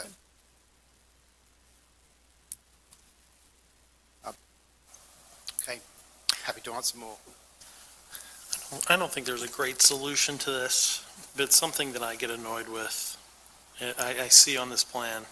One of them was the double doors, but I hope that both doors will stay open. But it's actually the exiting of the parking lot. you have to make a left-hand turn to come out of that parking lot. And it seems like a lot of traffic's gonna be coming up the street and making a left-hand turn into that parking lot. So I just want to make sure there's not going to be a backup of traffic, especially during busy times Right. for that area. Right. I can assure you, our traffic study was under review with the city as well as with PennDOT. So beyond the city's review of that and the traffic distribution and this project's traffic itself, we're fully vetted through with PennDOT, and all of those pieces are looked at with regards to that. So we're also looking at the stop sign. It is very difficult there with Furnace, and there's a lot of people that do and don't pay attention to some of the traffic flow patterns there. So we're being fully vetted through by both PennDOT as well as the city for the traffic needs. We do not warrant any additional turn lanes or any dedicated types of turn lanes for the number of units. Again, previous than we're not in the center core of the city, I understand, but the previous project, 140 some versus what we have on this one with our 52 is certainly a different level of use. We did take traffic counts on 3 different days as well as Saturdays, 3 during the week and then Saturdays, in order to meet both the city's and PennDOT's traffic evaluations. So we are being reviewed in a very careful evaluations related to that. I don't know if I answered your question or not, but I have a question. Is a stop sign considered for Furnace Street going west? my understanding is they're evaluating a all-way stop at Furnace. Okay. Even myself, when I come up and I stop on Queen, even when there's a lot of traffic, when we left our last meeting down there, it's, Stacking is an issue. Yeah. There's gonna be stacking on Highland Avenue. Right. That four-way stop, and there's gonna be more accidents on Highland Avenue. I agree. So whenever that's come up, it's now a freeway. Mhm. Now it's a Two-way. two-way stop. yeah, So maybe a three-way stop would work. Yeah. I don't think a four-way stop would work. It's a dangerous intersection. Yeah. My neighbor was T-boned in her vehicle just 2 weeks ago. I've almost been hit at least 7 times walking my dogs across the street there. So I'm glad that we're relooking at that intersection. That whole intersections all around there Right. are messed up. But we're hoping with cars being parked on both sides, and more, a narrow roadway and hopefully some bump outs, hopefully it will be safer for residents and people driving. It's dangerous. right. And we do have notes on our plans that the exact configuration of those need to be done to the satisfaction of the city as well as PennDOT. We have PennDOT that is involved with that intersection itself and its evaluation of. So we will continue to be highly scrutinized. We are committing to continuing that conversation with the city. In fact, even as of this afternoon, we had met related to this project, and we'll continue to look at that. And again, as I described, it's to try to eliminate, not just from traffic flow, but narrow those lengths of pedestrian crossings and keep the people crossing in the shortest distance possible. And that is incorporated into one of the conditions that we have to continue to work with the city on for this aspect. Are you at liberty to talk, or can you talk about the retaining walls towards the back? If I'm picturing this correctly, and I'm trying to think of the site, I'm thinking there's going to be a big drop there for that retaining wall. So is there lighting, or what are we doing to ensure that there's pedestrian safety around that area? Yeah, the, if you look at the top of that drawing sheet, there will be a retaining wall where the cursor is. It will, at the farthest top corner, northern corner, that wall will be about 12 feet high. We have fall protection railings directly out the top of that wall, then we have a space, then we have guardrail, then we have our parking bumpers. And that same condition wraps, although it becomes less so as you go across the top level of that plan. Picture the Redmonds building there and that being ripped out, but those walls essentially kind of reinstituting that edge along that northern section. The retaining walls wrap around on both sides of that one-way driveway from Furnace, and as we drive up, then they come to, there's a crosswalk at the top. There are no walls at the top of that. Again, those walls have proper code compliant guardrails and whatnot in there.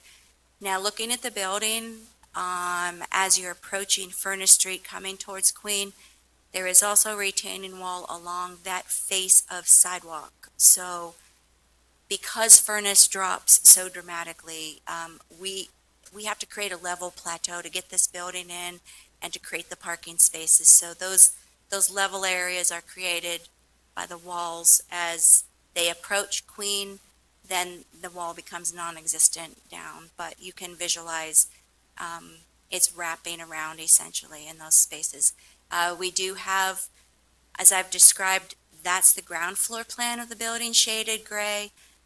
The little strip that you see going vertical north-south to the right of that is the upper level of that wall and walkway. That all has understory lighting and such below that second story level, so that's well lit all along underneath that building facade. We have lights at the doorway entrances as well, and then our remainder of our site is covered with standard shoebox LED type style lighting, so those photometrics were provided. So we believe we have that well lit. Jeremy, you did speak to some security measures and whatnot for around the property itself. Yeah, that helps you to visualize a little better. So as that building overhangs, this definitely does not depict the lighting, but the shadow line is shown there under the building overhang. Those all have lights underneath that building overhang that fully light up that walkway on all sides. And then you can see how Furnace Street dives down, and way at the end there, you can see a little white car that's crossing to get ready to go up the driveway. So I will note this rendering does not depict the grass strips. Call that architect's artistic license in not looking at the site plan. But we do have grass strips all along, and certainly we have a lot more trees than what's depicted here. They like the buildings to be visible as well, but this is the far end where the bike racks are under roof protection there as well. And there is a door from a stair tower that exits and enters the building right there for the residents. And that goes also, there's an interior corridor there as well. So as you can see, picture cars parked on the left side and the right side, and feel what that will feel like versus the wide expanse of the current street. I have a question. Those steps, Yep, are they for the residents only there are to go into the steps. building? Yeah, Mandley, can you zoom in on the lower part, kind of right there? Is that accessible at the other end? Yes. Okay. Yep, it's accessible around the end. So there's a center corridor there. We have a note that it's a secondary entrance door. It is accessible from the right-hand side to come in and up. But yeah, again, challenges of Queen Street from here going down. And then just how do we marry the building and the site to that? But yes, very good question. It's accessible. If I'm a resident walking in, or if I'm a visitor walking into this building, where is my entrance? I guess that depends where you park. That, Let's assume I'm not parking, I'm walking, okay. or I'm biking. There's the secondary entrance there that gets you into the building. There's the primary entrance on the backside as well, but if you're walking here, I would envision that you're entering at that point where it says secondary entrance zone right there. So you come in, and then the elevator and the whatnots are down to the right-hand side, so you come in and turn right. We didn't even really talk about interior spaces, but there's resident storage space left of that secondary entrance that we just spoke of. And then there's a community room to the right of that space, and then some of the mechanical spaces on this ground floor level as well. So I'm not sure if I answered the question for you, but there's an entrance there. I'm just trying to picture the pedestrian traffic, like in and out and around the building. Mhm.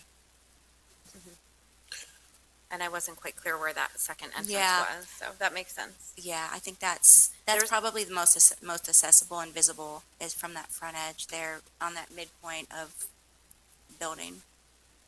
What's the difference between the primary and the secondary entrance? Is it just the amount of volume you expect?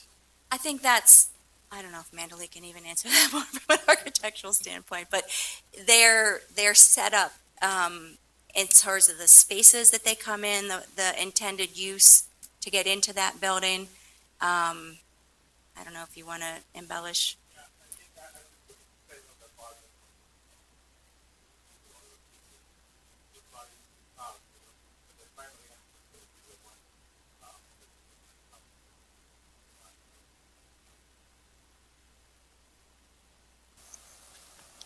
You had noted bike parking. Is there any bike parking near the grocery for somebody who would be riding their bike up to pick up a couple snacks, maybe some chips?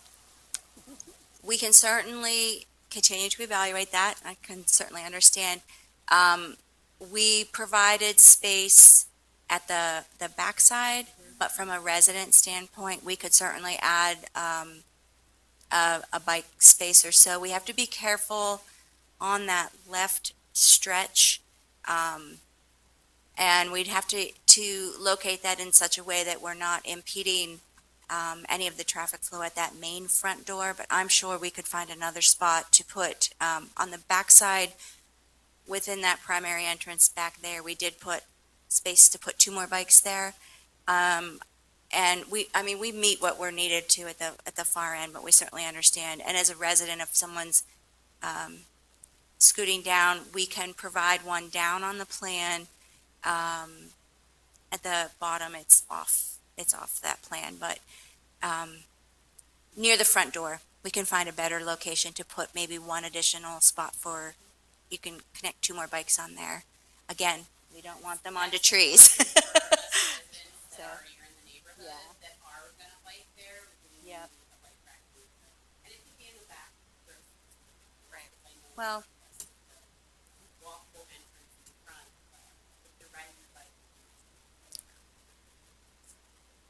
right, we did add one back there, but we can certainly look at the front area as well, if you think they come and go just at this front space. Is the front entrance to the grocery store, I'm assuming that it is, but I just want to confirm, ADA accessible? Yes, yes, yep. That's the benefit and the beauty of that corner. Everything set up our grades at that corner right there, which is why our primary entrance is right there as well for the grocery for resident, or for the neighborhood, actually. Another question. Do the public have access to the entryway into the residence? So for example, are there secure doors that only residents can get into to go into the remainder of the building? Yes, everything is electronic. Okay, So, the residents will have a fob, which is programmed for them to get into the building itself, as well as to get into their apartment. So there will be no other opportunity for anyone to get up there unless they find a fob. They would need to come and let their visitor in. Yes, yeah. Yeah, which they can do Yeah. from the apartment, actually. I mean, they can say just that press again, it. sir? They can let visitors in from their apartment. Okay, Because because they're going to be able to see them on their iPad if they've got the app. okay, And then they can just press a button and then the door will open. thank you. And we'll have cameras everywhere, not pointing anywhere near the apartments, I should add, since I got asked that question once before. Cameras facing out towards the street, the car park. We don't want any areas that people can congregate in. They won't be allowed up on the green roof after a certain time. So, security is everything here. Question, just to make sure. So the green roof is a private amenity, right? Yes, the green Okay. roof is both for stormwater management purposes, and then there is some private residence space up there for some airspace. Okay. Yeah, so they have some, I don't know the size of that actually, but a pretty decent chunk that is the left portion, kind of the center core of that, if you pictured the rooftop plan, that will have some available space for the residents, for the vegetables, maybe some tables, et cetera, for some Which, thank you, amenities by the up way, there. for that inclusion. So I was just curious about that because I have more of an abstract thing going on up here, and I don't know if I can persuade the rest of the commission, but I'm just curious. I said last time when you presented that I was thankful you're keeping the name Redmond on the building. Is anyone unfamiliar with Earl Redmond, like on the commission, or do you happen to know his legacy, Mr. Peekins? I actually met him. You met him. Yeah, Mr. Redmond, before he passed away. And actually, he came down and presented us with a whole bunch of photographs of the Redmond store back in the day. And he was a really nice guy. And our plumber, actually, is a relation of the late Mr. Redmond. So, yes, we still have contact with the Redmond family. So did you by chance ever get, because, I never met him. I'm only 26. Did you by chance ever get any education on his involvement with the Conestoga River? No, we didn't discuss that, I'm afraid. Okay.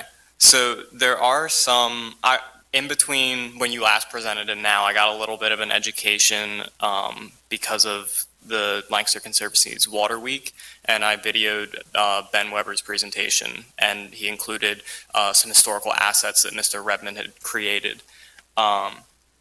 I think it would be awesome if there could be some inclusion of some of those historical assets in around the property just to pay homage to him, and also to remind just people in general, whether the residents of your building or people walking by or using the retail space, that, not too far down the river is the sewage treatment plant, and we need to take a focus as a community on, improving stormwater conditions, which again, thank you for having the green roof. So I was just wondering if that would be something you would be willing to consider, and if it's something the commission would be willing to consider to add a little bit more of a interesting dynamic to the building as well. I would follow up on that just in saying that you have some very large site walls, and maybe there's opportunity in the future to work with the city's Public Art Commission and Public Art Board to determine ways to even highlight some of that history, or however you feel you want to do that, but to improve that corridor where you have a 12-foot high wall. I know that's not something we're going to add as a condition today, but I think it would really go a long way to enhancing that streetscape. Yeah, I agree. I think those are great suggestions, and anything that enhances that particular site and the building, and to as you say, pay homage to Mr. Redmond and the Redmond family in particular.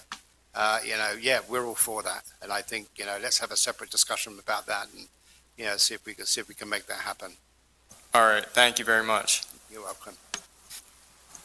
Mr. Feekins, I'd be happy to connect you with our public art manager to brainstorm a little bit on that. I really like those ideas a lot, and I think helps to just highlight the history of that place and someone who invested and was beloved in the community.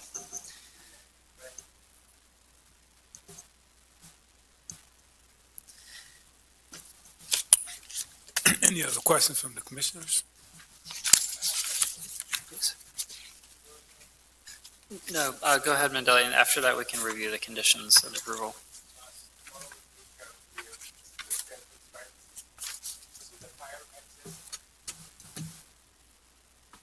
I'm not 100% positive on that. That is a exit out of that stairwell as well as that corridor.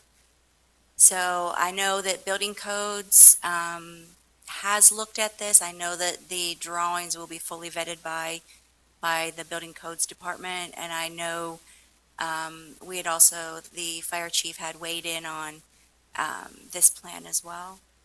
I'm not sure if I'm answering your question, but architecturally, I'm not.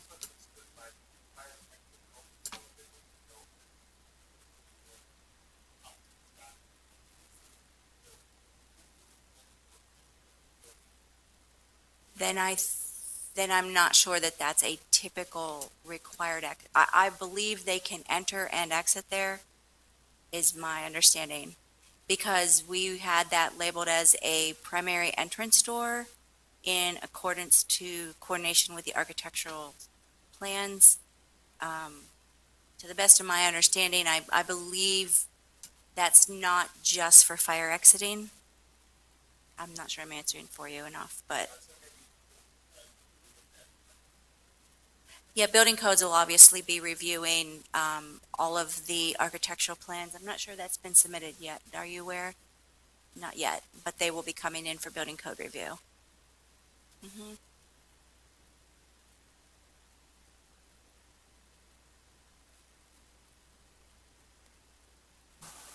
Cheryl, could you just describe how someone moves into the building? Where will the moving truck be parked? It looks like there's one elevator.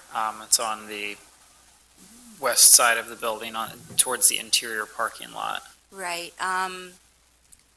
My understanding is we had presented that loading zone was also for moving as well as deliveries to and from that space.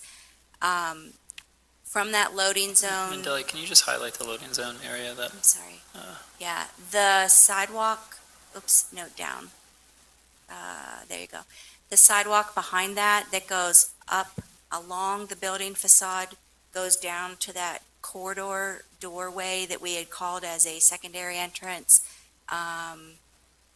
So through that, it's a little bit circuitous, we understand, but they will need to down in that location and then down the hallway to the elevators to get to the upper floor levels. I suppose there's opportunity that they could, depending on size of vehicle, perhaps park along the backside of that building and enter through what's line striped there, does have a flush curb in front of it, and come in the front lobby resident room there, which is the other primary door, just to the left of the grocery entrance, and that brings them to the elevator as well. So depending on the size of vehicles, they could perhaps, as a temporary condition, unload back there. But we were envisioning and requested the loading zone out front to be relative for moving of residents in and out. Anything else to add to that, Jeremy? Yeah, I think the loading zone certainly functions well for the grocery store that's there. It's a little bit more difficult for residents, I think. Right. So just thinking through this on the back side of the building with the parking lot, you have a 24-foot aisle there. A truck could possibly park there, although that limits the access of the parking spaces. To the east.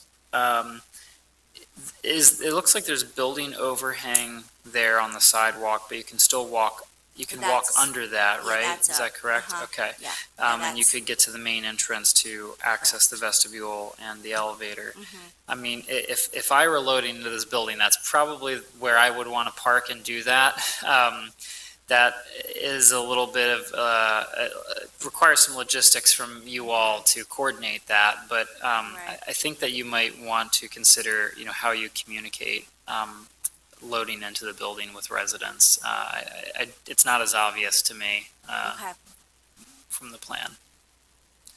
Certainly as they move Yeah. through their key fob and their entry, I'm sure you can control Yeah, that. I mean, I understand you're meeting all the building methodology. code so far and. Right, the, right. But um, convenience. Yeah, but that Mhm. convenience seems key. Okay.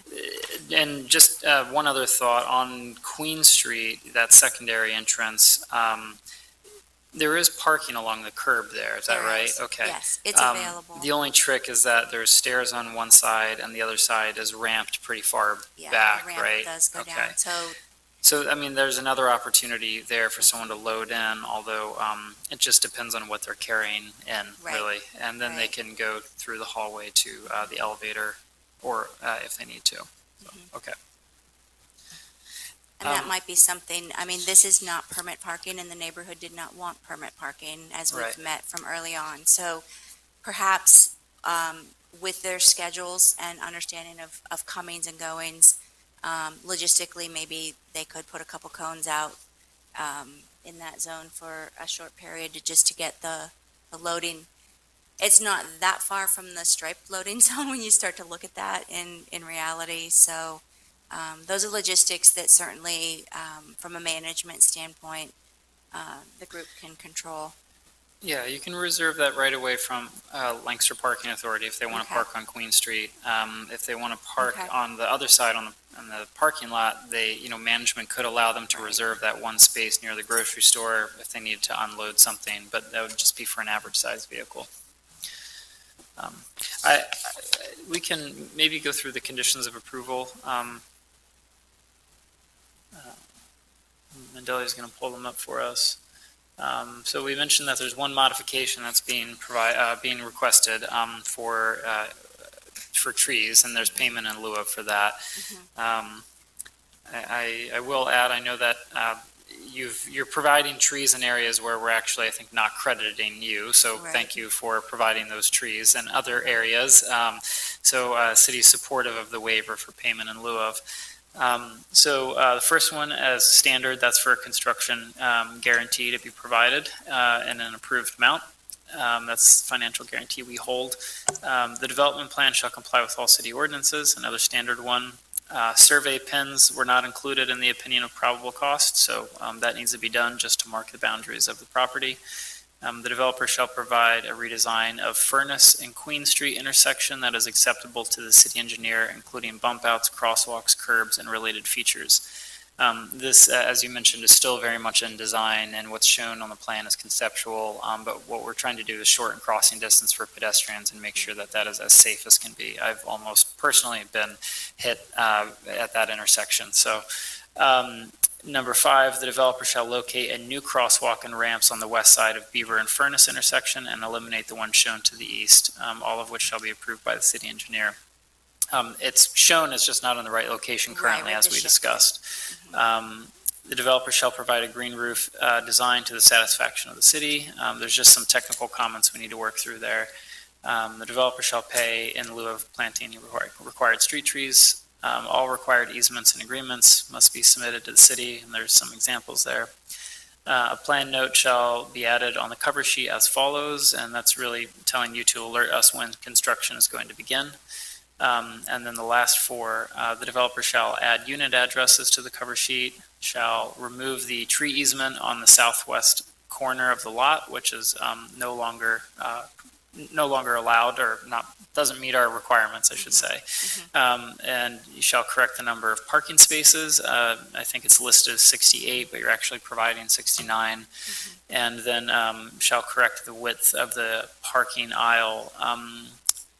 I think, as we discussed, it was the plan that was submitted was not compliant with zoning, but you've made that adjustment, and we can accommodate the drive aisle. Can you confirm that's right? Oh, yeah, correct? that's Yes. absolutely Okay. correct. In All right, fact, great. the 11 by 17s that I have in front of Mandalee show that 21 foot. We did provide over the weekend a scan, a modified image of that to work through on that, and to the satisfaction of you all, as well as the other city staff and Jamil, that is acceptable.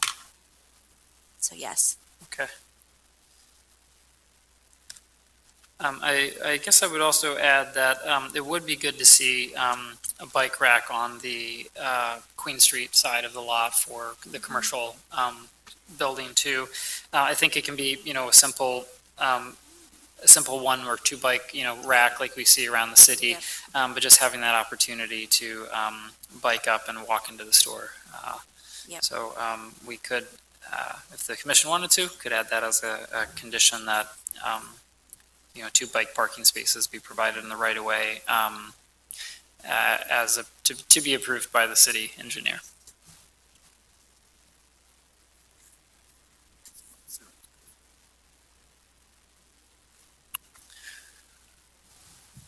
So, I guess we're ready for the vote? Was a motion made, Mr. Chairman? No, not yet, Oh, okay. but, public, yeah, I thought that, yeah, can you come up? Mhm. Yeah, I run the neighborhood group, so I've been contacting the developer and Cheryl, and we've been trying to communicate with the neighborhood and get their feedback, and so our voices are heard. It's been really tough with COVID. But, I think the neighborhood is still concerned about parking. They're still concerned about traffic flow because it's already an issue. We're hoping that that can be solved. But we are excited to see this lot that's been a vacant eyesore and an issue and problem for our neighborhood finally developed and be usable space again. So. Yeah, thank you. Mhm. Yeah, I just want to make comment, not many people here would probably know this, but want to address this in specific to Mr. Gogan. The African-American community were patrons of the Redmond store for many, many years. And it was a place to go because sometimes you couldn't afford what was up downtown, the prices. So I would like for them to be represented either in a mural or photos, working with the art department, that community, because they definitely were consistent patrons of the Redmond store.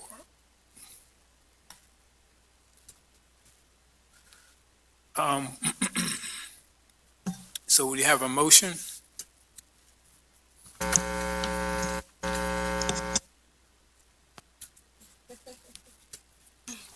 I'll make a motion to approve the final land development plan with the conditions listed and add another condition for the 2 bike parking spaces to be added. I think, Douglas, how do we want to word that? 2 parking spaces to be added to the Queen Street right away per approval by the city engineer? Correct. So all the conditions plus that one, please.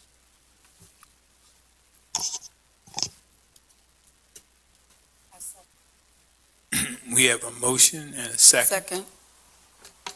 with all the conditions. Ready for the question? All in favor? Aye. Aye. Aye. Aye. Aye. Aye. Aye. Opposed? Hearing none. Ayes have it. Motion carried. Congratulations. Thank you very much. We're excited. Sure. Mhm.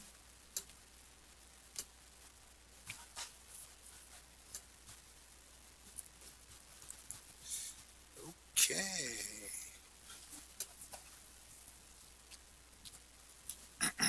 C, time extension for 221, 227 North Prince Street, final land development.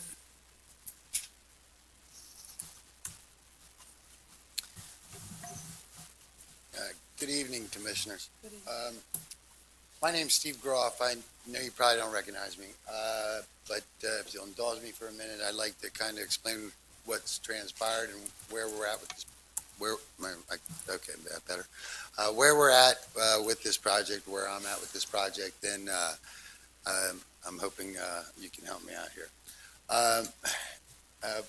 Approximately 2 months ago, we realized that there were some financial issues with the project. Ben Lesher and I had started working on some construction costs, and we have a retained cost of construction from the Premier Construction Group. Also, we had been in contact with Mike Muller from PCAD, and we started negotiating the possibility of working on building dormitory type situation for those students that are in desperate need of housing over there. It never really took off, and we thought things were going to get better, but they didn't with Myers and Eberly Group. As you probably know, the place was listed for sheriff's sale as of this week, Wednesday. So last week, I guess on a handshake, I more or less decided as an investor to step up and take control of the situation.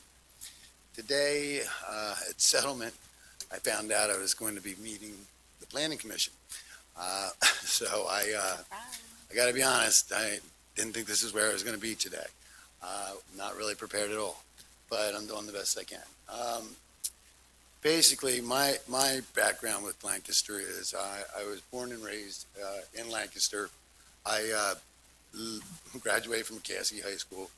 I've owned and operated several businesses downtown. I have had Empire TV, Barstools and Billiards, Empire Jewelers, quite a few different businesses, LBH Enterprises.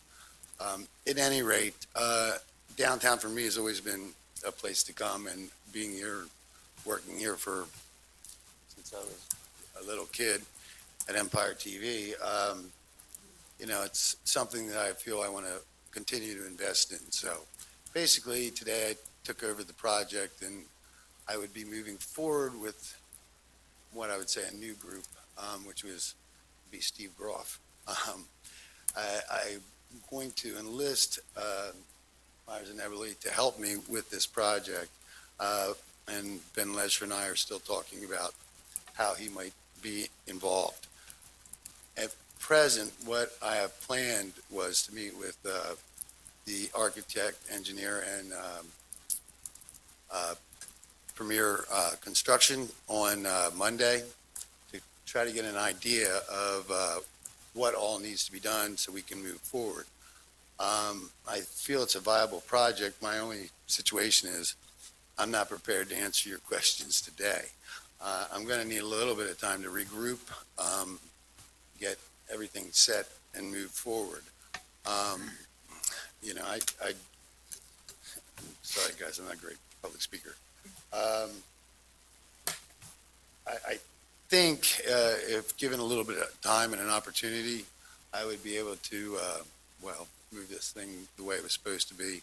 At present, I have an LOI in place now with PCAD, and talked to Mike. They're excited about us moving forward with the project and building it for them. And I also have an LOI with a rehab facilitation group. Being there on Prince Street and on Queen Street most of my life, I would prefer to try to work something out with PCAD and make this whole thing happen for them. We're looking at just developing the 221 North Prince Street property first, and then I would progress to develop the 227 North Prince Street property, the Rob Burrito building. They would stay as tenants, the bookstore and Rob Burrito, until construction is complete on the first project. Rob Burrito has interest in staying and operating after construction of the 227 property. At this time, I guess I'm at your mercy, but if I can be given some time to regroup, get with my new engineer, my architect and the builder, and see what hurdles we have to cross, I would be happy to come and meet with anybody I need to or talk to them, but I am on a time basis that this is something I can't afford to sit around on, and it was something that I would like to try to get construction started as early as next year. Mike and I have a goal of trying to get the kids in by, obviously not August, but the beginning of the second semester. What would be that, 2024, 2023? So at any rate, I guess I'm asking guys, can you help me out here and give me some time, and I'll come back and I'll talk to you and we'll figure it all out. But spent a lot of money today to find out that I'm under a crunch a couple hours later. So I don't know if there's any leniency here, but if it could be asked for a continuance again, I'd appreciate it. What kind of time you talking about? I got to be honest with you. I am really blind in this. Although I was a investor in the 221 group, I don't have a real good handle on everything that's outstanding. Obviously, being here tonight is a real good indication of how blind I am. I would think with meeting with the group, the architect and that, I would be able to get answers quickly. I don't know what a normal time frame is for where we're at with everything I have. I mean, I literally am walking into a sort of a mess. Douglas, was this on the agenda from being tabled from the last one? Is that the reason why it's on the agenda? So you haven't had a chance to speak with Steve? I have not. No, this is the first time I've seen Steve. Thank you for coming out tonight. And yes, the commission tabled for 1 month. There was a sheriff's sale that was scheduled for, I guess it was last week or so. It got postponed, is my understanding, until the end of November. I was sort of hoping that a decision would have been made one way or the other before tonight's meeting, which is why I think the commission picked a month from the last time we heard this. Steve, are you, when you said you purchased the property today, Well, I say that I purchased the mortgages. you purchased the existing mortgages on the Correct. So property? I'm Okay, now- so you inherited some I'm of the now debt that, Right. I'm now the person who has the sheriff's sale on the properties. So, basically it was the easiest way to do it because of the partners involved, and it gave me quick and immediate control of the situation. I wrote $1.35 million check today to okay, so it's still accomplish going, this. I'm in a position financially that I can build the project and it can move forward, but I can't. I'm walking in here with little or no knowledge about where we're at with some of these. so the purchase permitting today, and so forth. that hasn't stopped it from going to sheriff's sale. It's still planned for sheriff's sale. That would really be my objective, to stop it, but I left that in place until we can finally negotiate the buyout with Myers and Eberly. Understood. It might be an awkward way of going about doing things, but I rely on attorneys and people a lot smarter than me to tell me what to do when it comes to that, so this is the way we're doing it. Mr. Smith, can you remind us of the timeline for this project and how many times it's been extended? Sure, I can.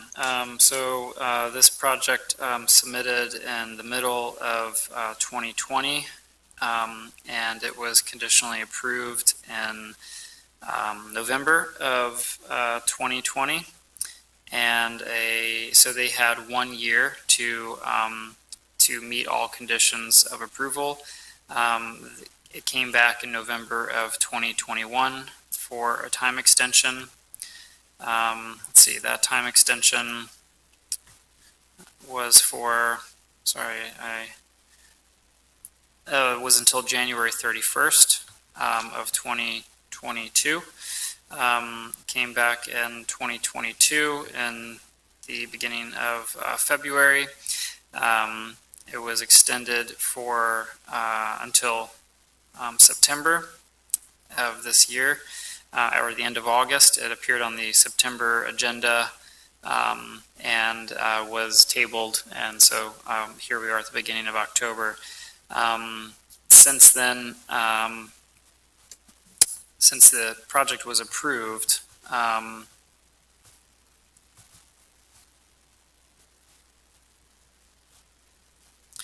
I actually can't say I can't say definitively that any of the conditions of approval were addressed for either project.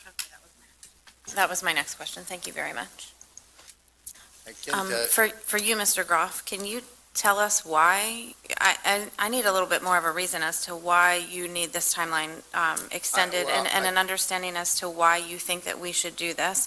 Because the last time that one of your partners was standing at that table, he didn't have any answers either. And you're not having too many this evening either. I can try to answer any questions you'd like, but I again, only 3 hours ago, found out that I was meeting with you guys, and this was on the table for extension. I have not sat down with the architect or the engineer to determine the outstanding issues that need to be resolved. Speaking with Brian and the other partners, they're not anything that's too much to overcome. I certainly am working on a tight timeline because with my investment, I got to get it to a let's build it situation.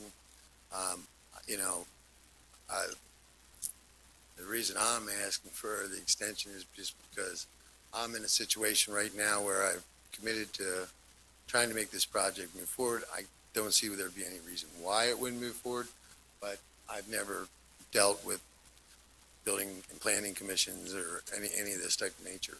I looked at the list of outstanding issues with the planning commission, and nothing there seems like it's too much to overcome. I had talked to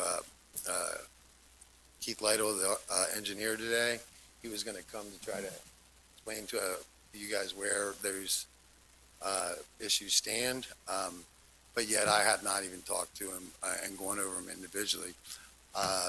Certainly, if I had any idea that I was not going to be able to be prepared and come into a meeting like this, I might have made a different decision this morning as to what to do. But at any rate, I'm here now.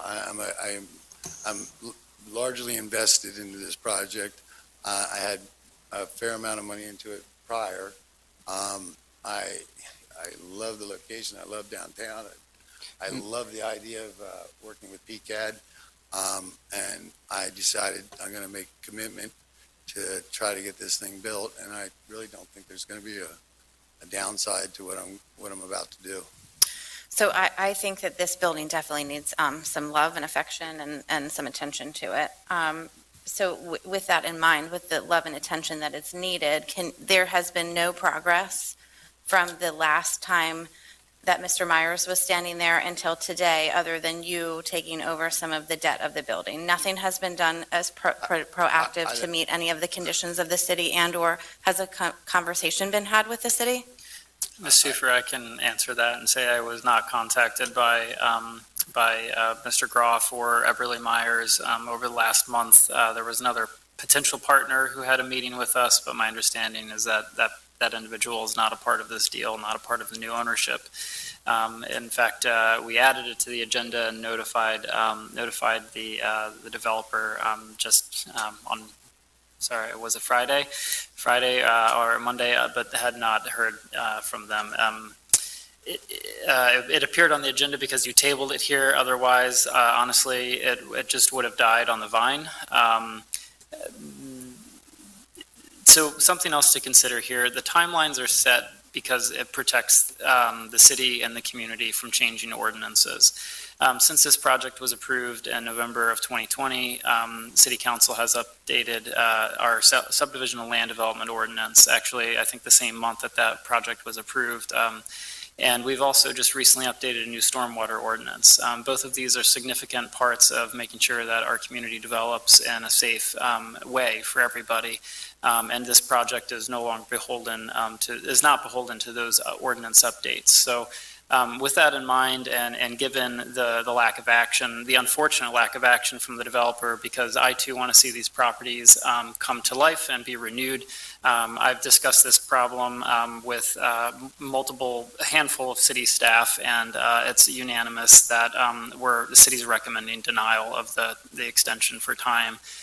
If someone wants to develop this building, they'll have to submit a new plan from our perspective and conform to updated ordinances and standards.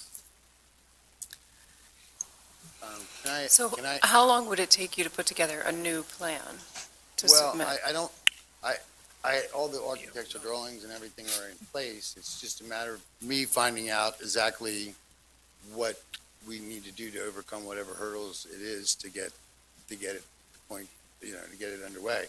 I quite frankly, think that all the engineering and all land development, not land development, but my understanding is, I would say we're probably 90% there and we only have 10% to go. And I spoke to Keith and he had said, Keith Leto from the engineer, he had indicated to me that, we only have a few things that need to be submitted, and everything's really already in place. It's just a matter of somebody having the money to get the thing done. Quite frankly, I mean,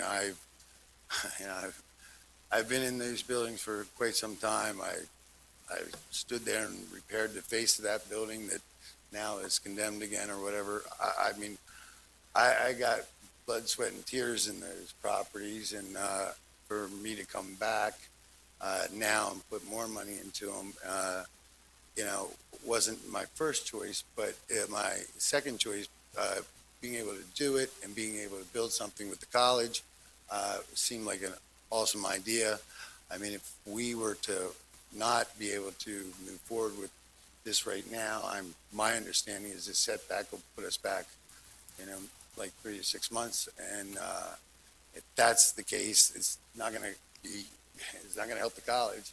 It's not going to help bring people downtown. And we're going to be in the same situation we were with starting all over. And I'm going to be, I should say, starting all over, and we're not going to get anywhere close to meeting the timeline that PCAT is requesting to get the thing built. Given the opportunity to build it, I will be diligent. I own and operate other businesses still. I have over 300 employees.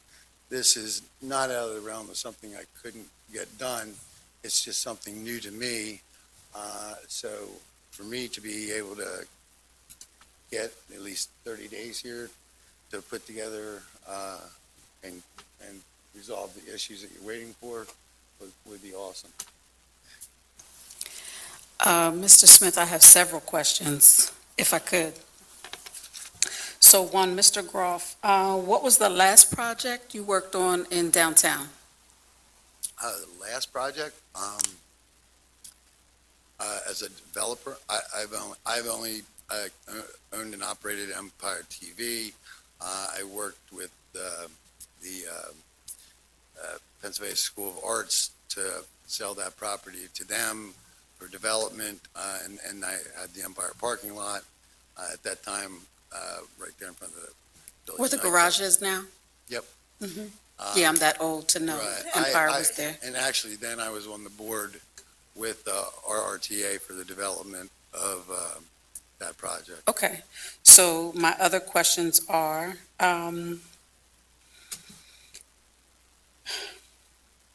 did you say that you would be within PCAT's timeline, their request to? At this time, I had spoken to Mike this afternoon, and, with Premier Construction, we couldn't meet an August build deadline for them for the next school year, but we could meet, I think if everything kind of, from Premier Construction's standpoint, in my discussions, if everything was met, all the permitting and so forth, realistically, we'd be looking at January to start construction. And be done by when? Well, we're looking at approximately 13 to 14 months. So it'd be we're shooting for the beginning of the second semester. Douglas, I understand that there is a unanimous decision by the city staff to deny this request, but I wondered, what's the disadvantage to the city to allow more time? That's part one of that. And then how much could we then implement an amount of time to present a plan, and we can accept tentatively until a plan is submitted?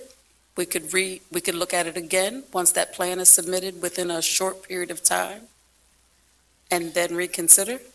Sure. So I think the disadvantage is really that the city and this commission has made efforts to update our ordinances to improve the development standards that really the community benefits from in the end. Making sure that our driveways are compliant, making sure that the street trees are upgraded, making sure that stormwater is managed, and keeping with climate change. So these are changes that we've made to the ordinances, and some of which you all have recommended to City Council. So that really is the lost opportunity.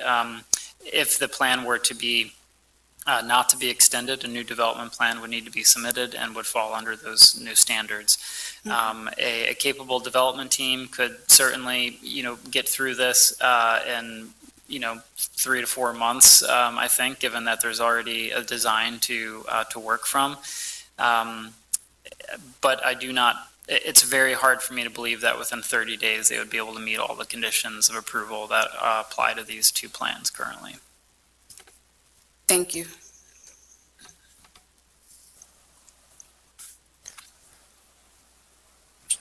Mr. Groff, Yes. I can see that you're a little, and you've said you didn't anticipate being here.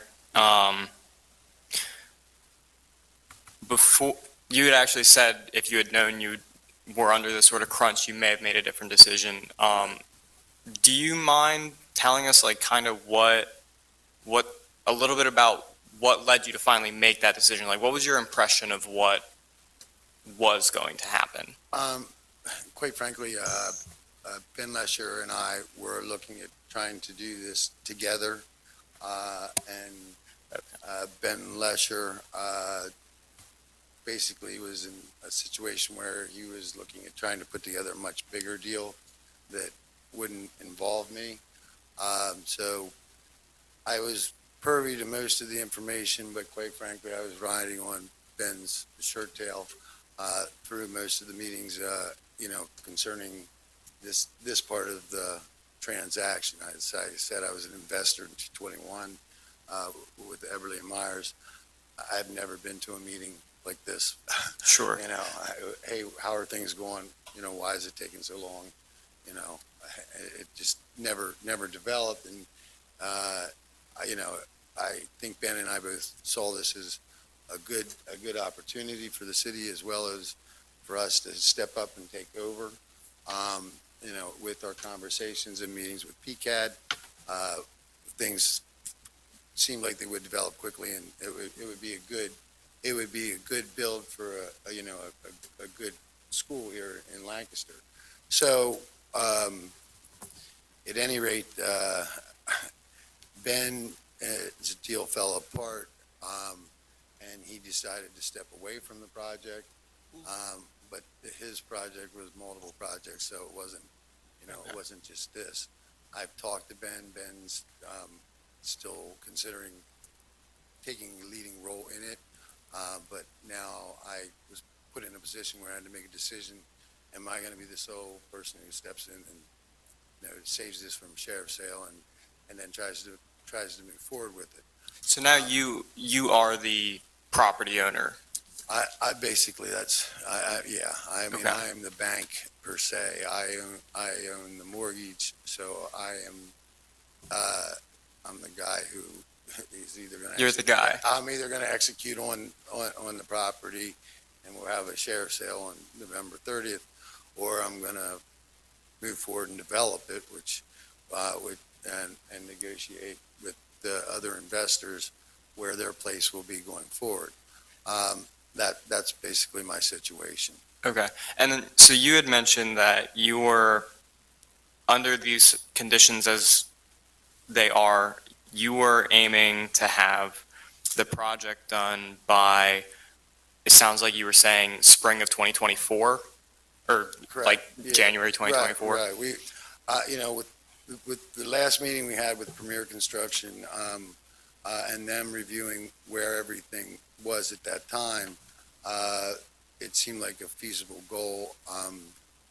Again, Ben was involved in those meetings, and he felt some of these things could be overcome, as far as with this type of stuff.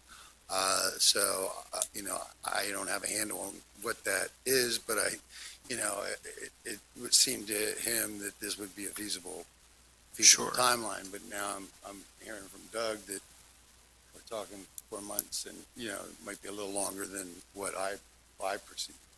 Sure. So, for you personally, like when you were going through making this decision, like obviously there were other investors coming in and out, but I actually wasn't on the commission when the other plan was approved. Mhm. So I don't actually have this like image in my head of what the project is aiming to be completely. But before you got involved and like plunged in, did you consider like, would it be financially viable for you as an individual to get the property back into a state that's frankly presentable, and then kind of figure out from there? Because I see the nerves, Yeah. and I can understand it, but I think it's almost freeing for you to not have this constant thing behind it, because like you obviously have an emotional connection to the building, and I respect that. I almost feel like there could be another way, and I just kind of want to hear like from you what your needs are to make something work. I guess my problem is if what I'm being told is would basically set the project back from square one. I don't know that there's what the difference is from the old zone rules or what the old rules were to the new rules. Sure. So I don't know what kind of setback that would be. I don't know what's changed, but quite frankly, obviously it's not the difference of what, if there's stormwater differences or whatever the new rules are you have to follow. For me, it's a matter of time, with the goal set to try to meet PCAD's timeline and the construction company saying it's possible. I felt this was going to be something that I could jump into and, save and, do something great for the city, and for myself. And at the end of the day, I'm finding out that, this might not be the case because You're a little blindsided. yeah, I'm a little blindsided and setback that turns what could be 3 to 4 months to get done. Now I'm just assuming I'm starting all over 6 months to a year. I don't know. Sure. I don't know how long this. I know how long I've been waiting as an investor for something to happen there. But as far as what the timelines are for getting things approved, I'm not privy to what that would do.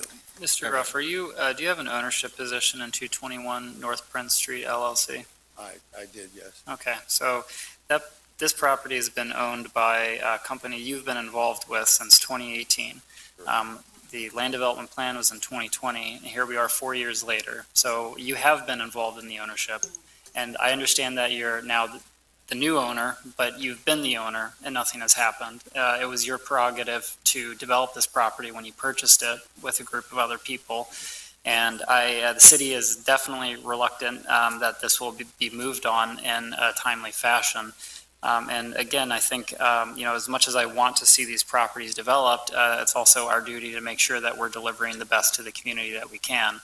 And enough time has passed, and too little has been done. I appreciate your willingness to step in and do something with the buildings, and the planning department would absolutely work with you hand in hand to make sure that happens, if and when you wanted to do that. But, the city's position remains firm that the time extension should not be granted. I was the prior owner of 221 and 227 North Prince Street before it became the 221 North Prince Street LLC, who was the owner. I guess I became an investor because I left money into the project. I rented and leased the property back from the group for a period of time before shutting down Empire TV because we were going to start construction. I shut down a viable operating business that really had no need to close. So, I mean, my investment in this is much greater than you can imagine. And any type of setback at this time it's going to be an issue for me. I'm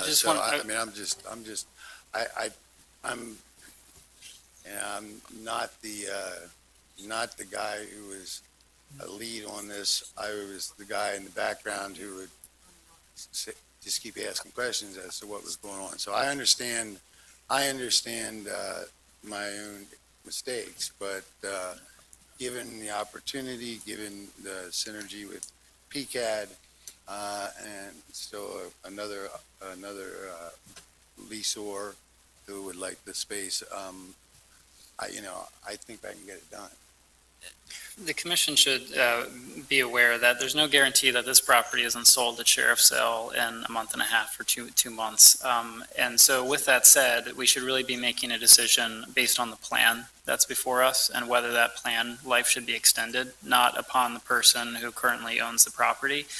Because it could be someone different next month, or 2 months from now. So if you were to extend it for a year or 6 months, there would be a new owner potentially who would buy the property, inherit the land development plan because it would still be legally live, and the new owner would then be, it'd be their right to assume that plan and act on it if they wanted to.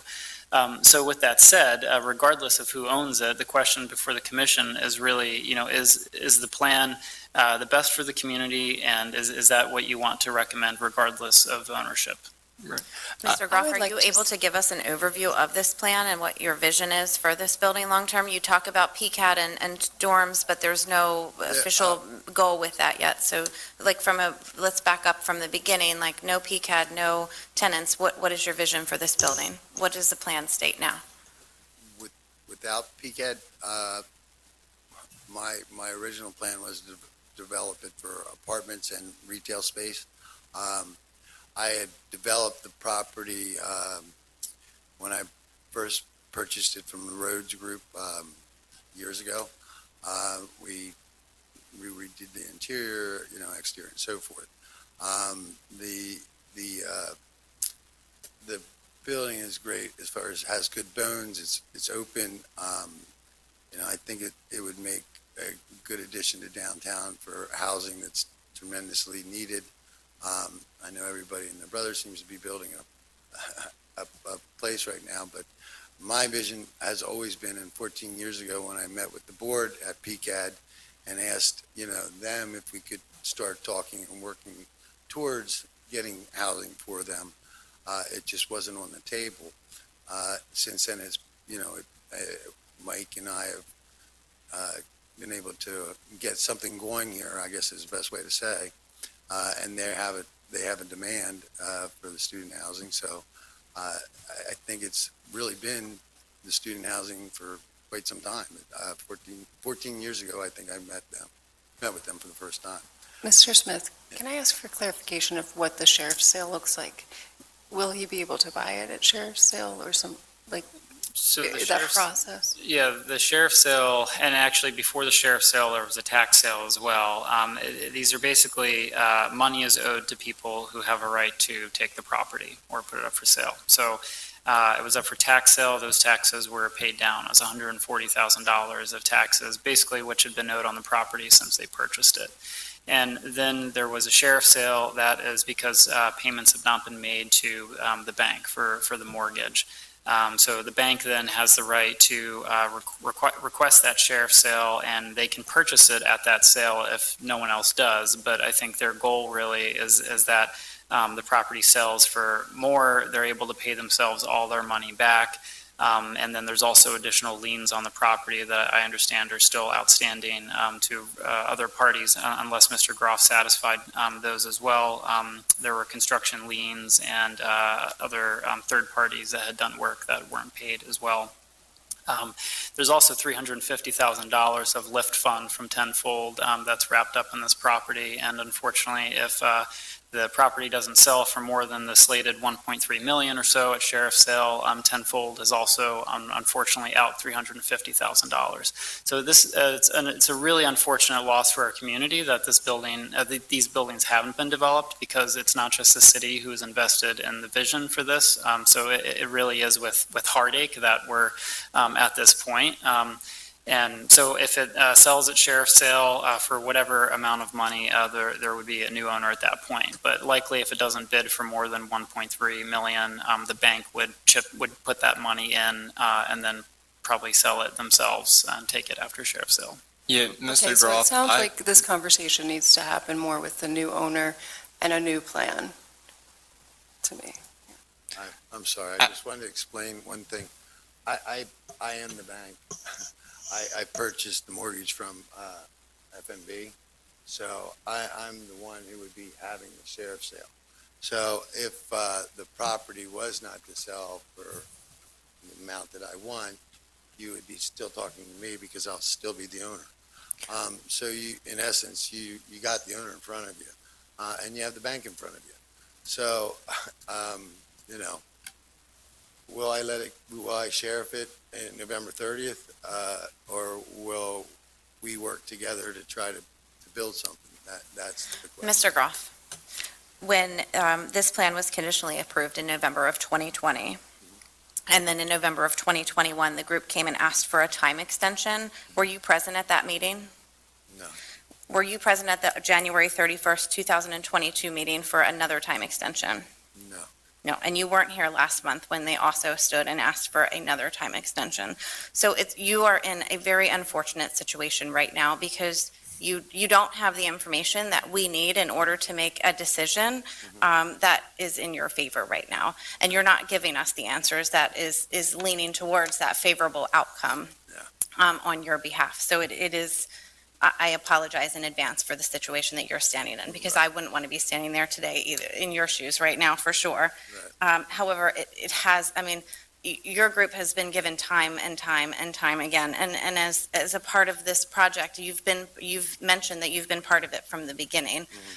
There are still so many pieces that are uncertain. There has, as Mr. Smith has alluded to, there has been a number of changes that have ongoing, and I'm just not finding anything outside of financial reasons that, which I know are driving factors in most decisions in life. So I'm not, secondary or putting those in second place, but I'm just not finding the reason that that we should give you.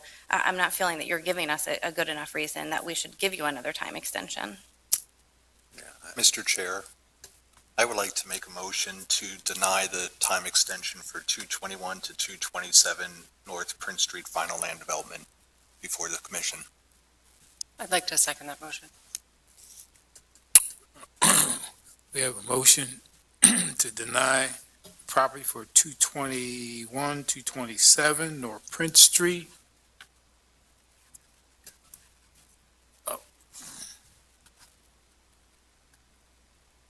Maybe we'll have to take that back and ask for the public comment, because we don't have we have a motion on the floor, but is there any public comment?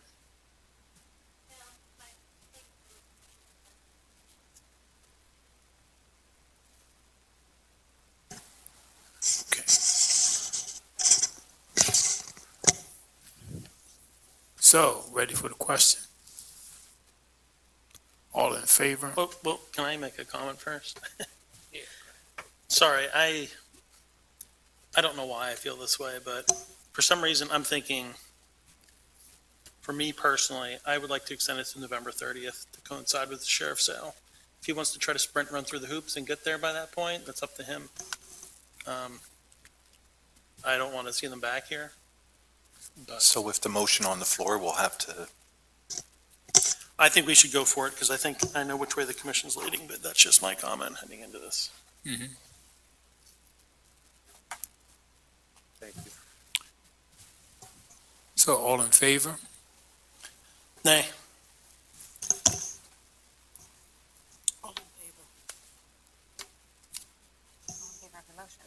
Oh, Yes. all in favor. Aye. Aye. Nay. Aye. Aye. aye. Mr. Groff, was that all the votes? Yes. Okay. I'm sorry, Mr. Smith. Can I please, can we clarify the yays and the nays for this? The motion was to deny the time extension Correct. for the So- final land development plan. Mhm. So nay would be, the denial is not supported. In other words, the person might feel like they want to extend the time. On the timeline. And if it's yay, then they would be supporting the denial. Is there any? So, right, we have two Okay, nays. two nays, okay. and- So the Wait, wait, motion. Maxine didn't vote because he said all in favor, and then some of us said nay and some of us skipped. Because the question was not whether you support or not, but whether or not you were in favor. Okay, So should we do it by person? yes, why don't we do it by person? So this I would will be- start with nay, Okay. and then we'll move to, their alternates. So then we'll move on to Ms. Cook down the line. Nay. Yay. Yes. Nay. Yes. Yay. Aye. Are we in a 4-4? That's a tie. Is it 4-4?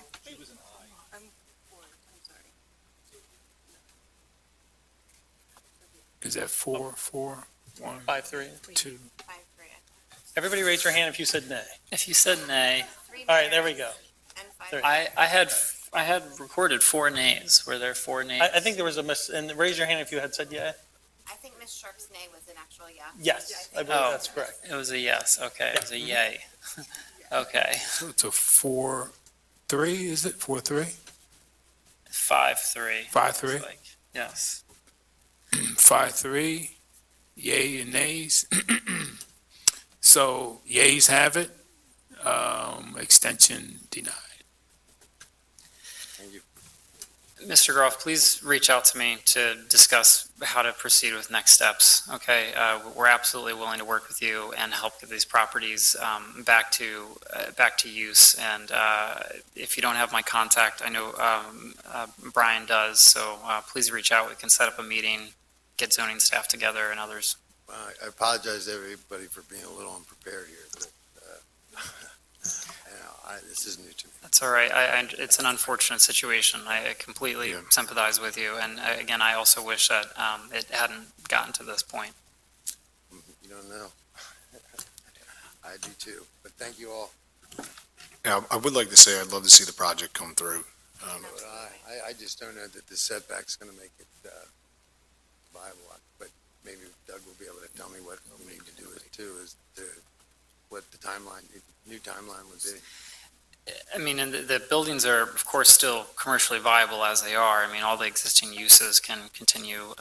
So, I'm sure stabilizing the property and making sure that there's income is your first concern. That can happen within zoning. It's the increased intensity of use with residential units on the upper floors that's really the missed opportunity here with the land development plan, unfortunately. Right. Okay, all right. Thank you. Thank you. Comprehensive planning update. So let me shift gears here for a moment. Comprehensive plan update. We had our policy summit the other week. Can I just get a quick show of hands for those that were able to attend? Yay, thank you. That's a really great representation from the. Was that a yay or a nay?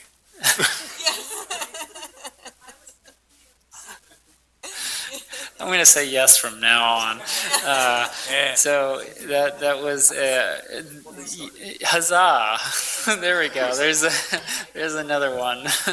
Um, Yes. Yes. Yes. That was confusing. But the policy summit was not confusing. We had a really great conversation. Really appreciated everyone's input. I think we had, close to 100 people there throughout that day and just recorded wonderful conversation. So that was a really strong springboard towards drafting some policy. So really the next steps for us, there are a few. Believe it or not, one day we're going to complete our Lancaster Today report. But the more people who see it, the more comments we get back, and we're just trying to, really make it the best document as we can. So that's. Do you need a time extension for that? Wait, you guys, you should take this show on the road, huh? So yes, we've granted ourselves many time extensions for that one, unfortunately. But the goal is to have it done at the end of this month or beginning of November. We have a presentation to council that we're anticipating on October 25th to make the community and council aware of all the work that we've been doing. And we will be starting to wind down our community outreach during the month of October. We have a few more events we need to attend. Brightside Fall Fest is this Saturday. If you've never been, I encourage you to come out and check out Brightside's Fall Fest. We'll be there doing some outreach. And then we're really going to move into a writing phase for policy and focus on the future land use map.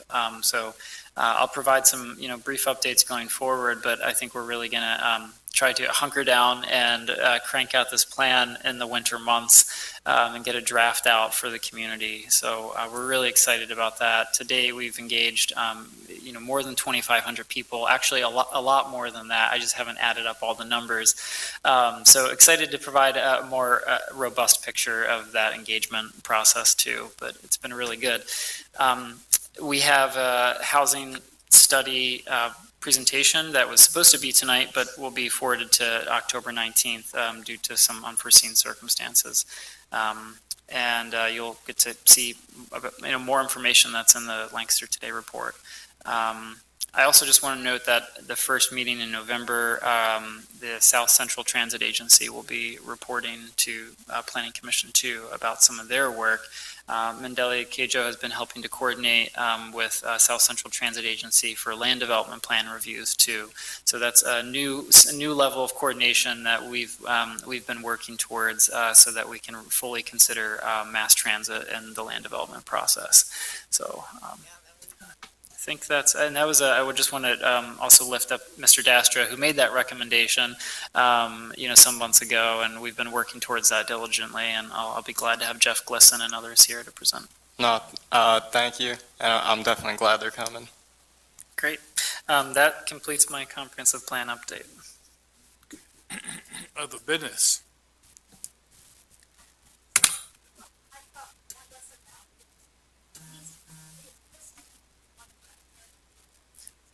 Ms. Hoover, do you mind coming to the podium? We're live.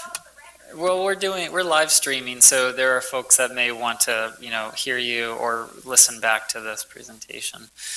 Thank you so much. Hi, I'm a citizen of the city of Lancaster, and I have mentioned and talked to Douglas how. And your name is? Susan Hoover. And I've been coming to the meetings, and I really have enjoyed the amount of effort all of you put into these presentations. In fact, I always thought I'd be a great member on a number of things, but I really think, I hate to say this, because I'm sure I would learn enough that I think you can all outbeat me on your appraisal of these different projects. It's very intense, it's very sophisticated, it's guided by many restrictions and allowances, and you really take it very seriously. And I really appreciate the time all of you put into it. And even though even with your votes, you look at your own perspective, you look at the overall, you look at the recommendation of the city, and yet you vote to your review. Does that make sense? And I think that's really interesting. So other than our vote, which had me totally confused, I really appreciate the time that you put into this. I don't know what you do outside of work on your research on this, but when you come to this meeting, I feel you're extremely prepared and your questions are very viable. And as a citizen, I appreciate the attention to detail. Thank you, Ms. Hoover. I think this is the first time I've ever done this. I've been here for 20 years following the move of the city. Thank you. Appreciate your comments. Much appreciated. Yes. Okay, so other business?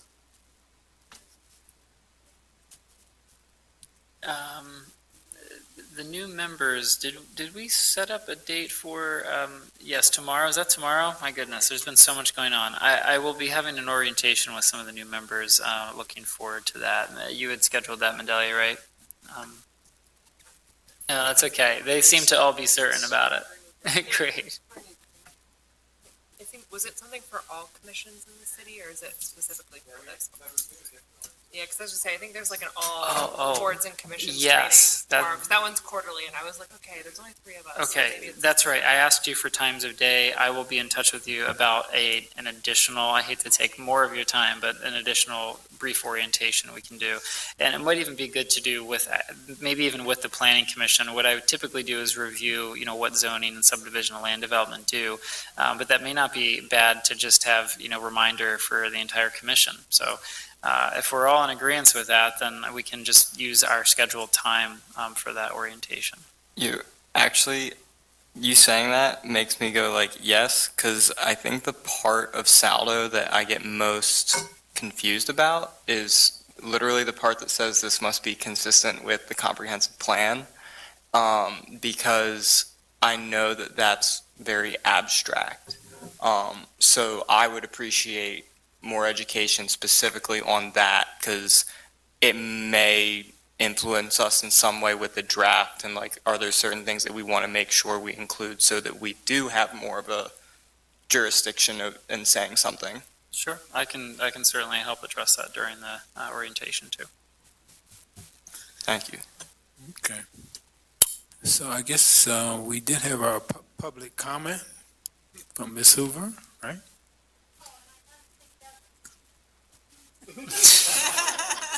I did not tell her to show up and say that. Yeah, you got to get that in there. Yeah, we think so too, so we'll agree with that. Okay, so do I have at 9:02, do I have a motion to adjourn? So moved. I'll second. We have a motion and a second. All in favor? Nay. Meeting is closed. No nays. Yeah, that's longer than what I anticipated. You know what I mean? Yeah.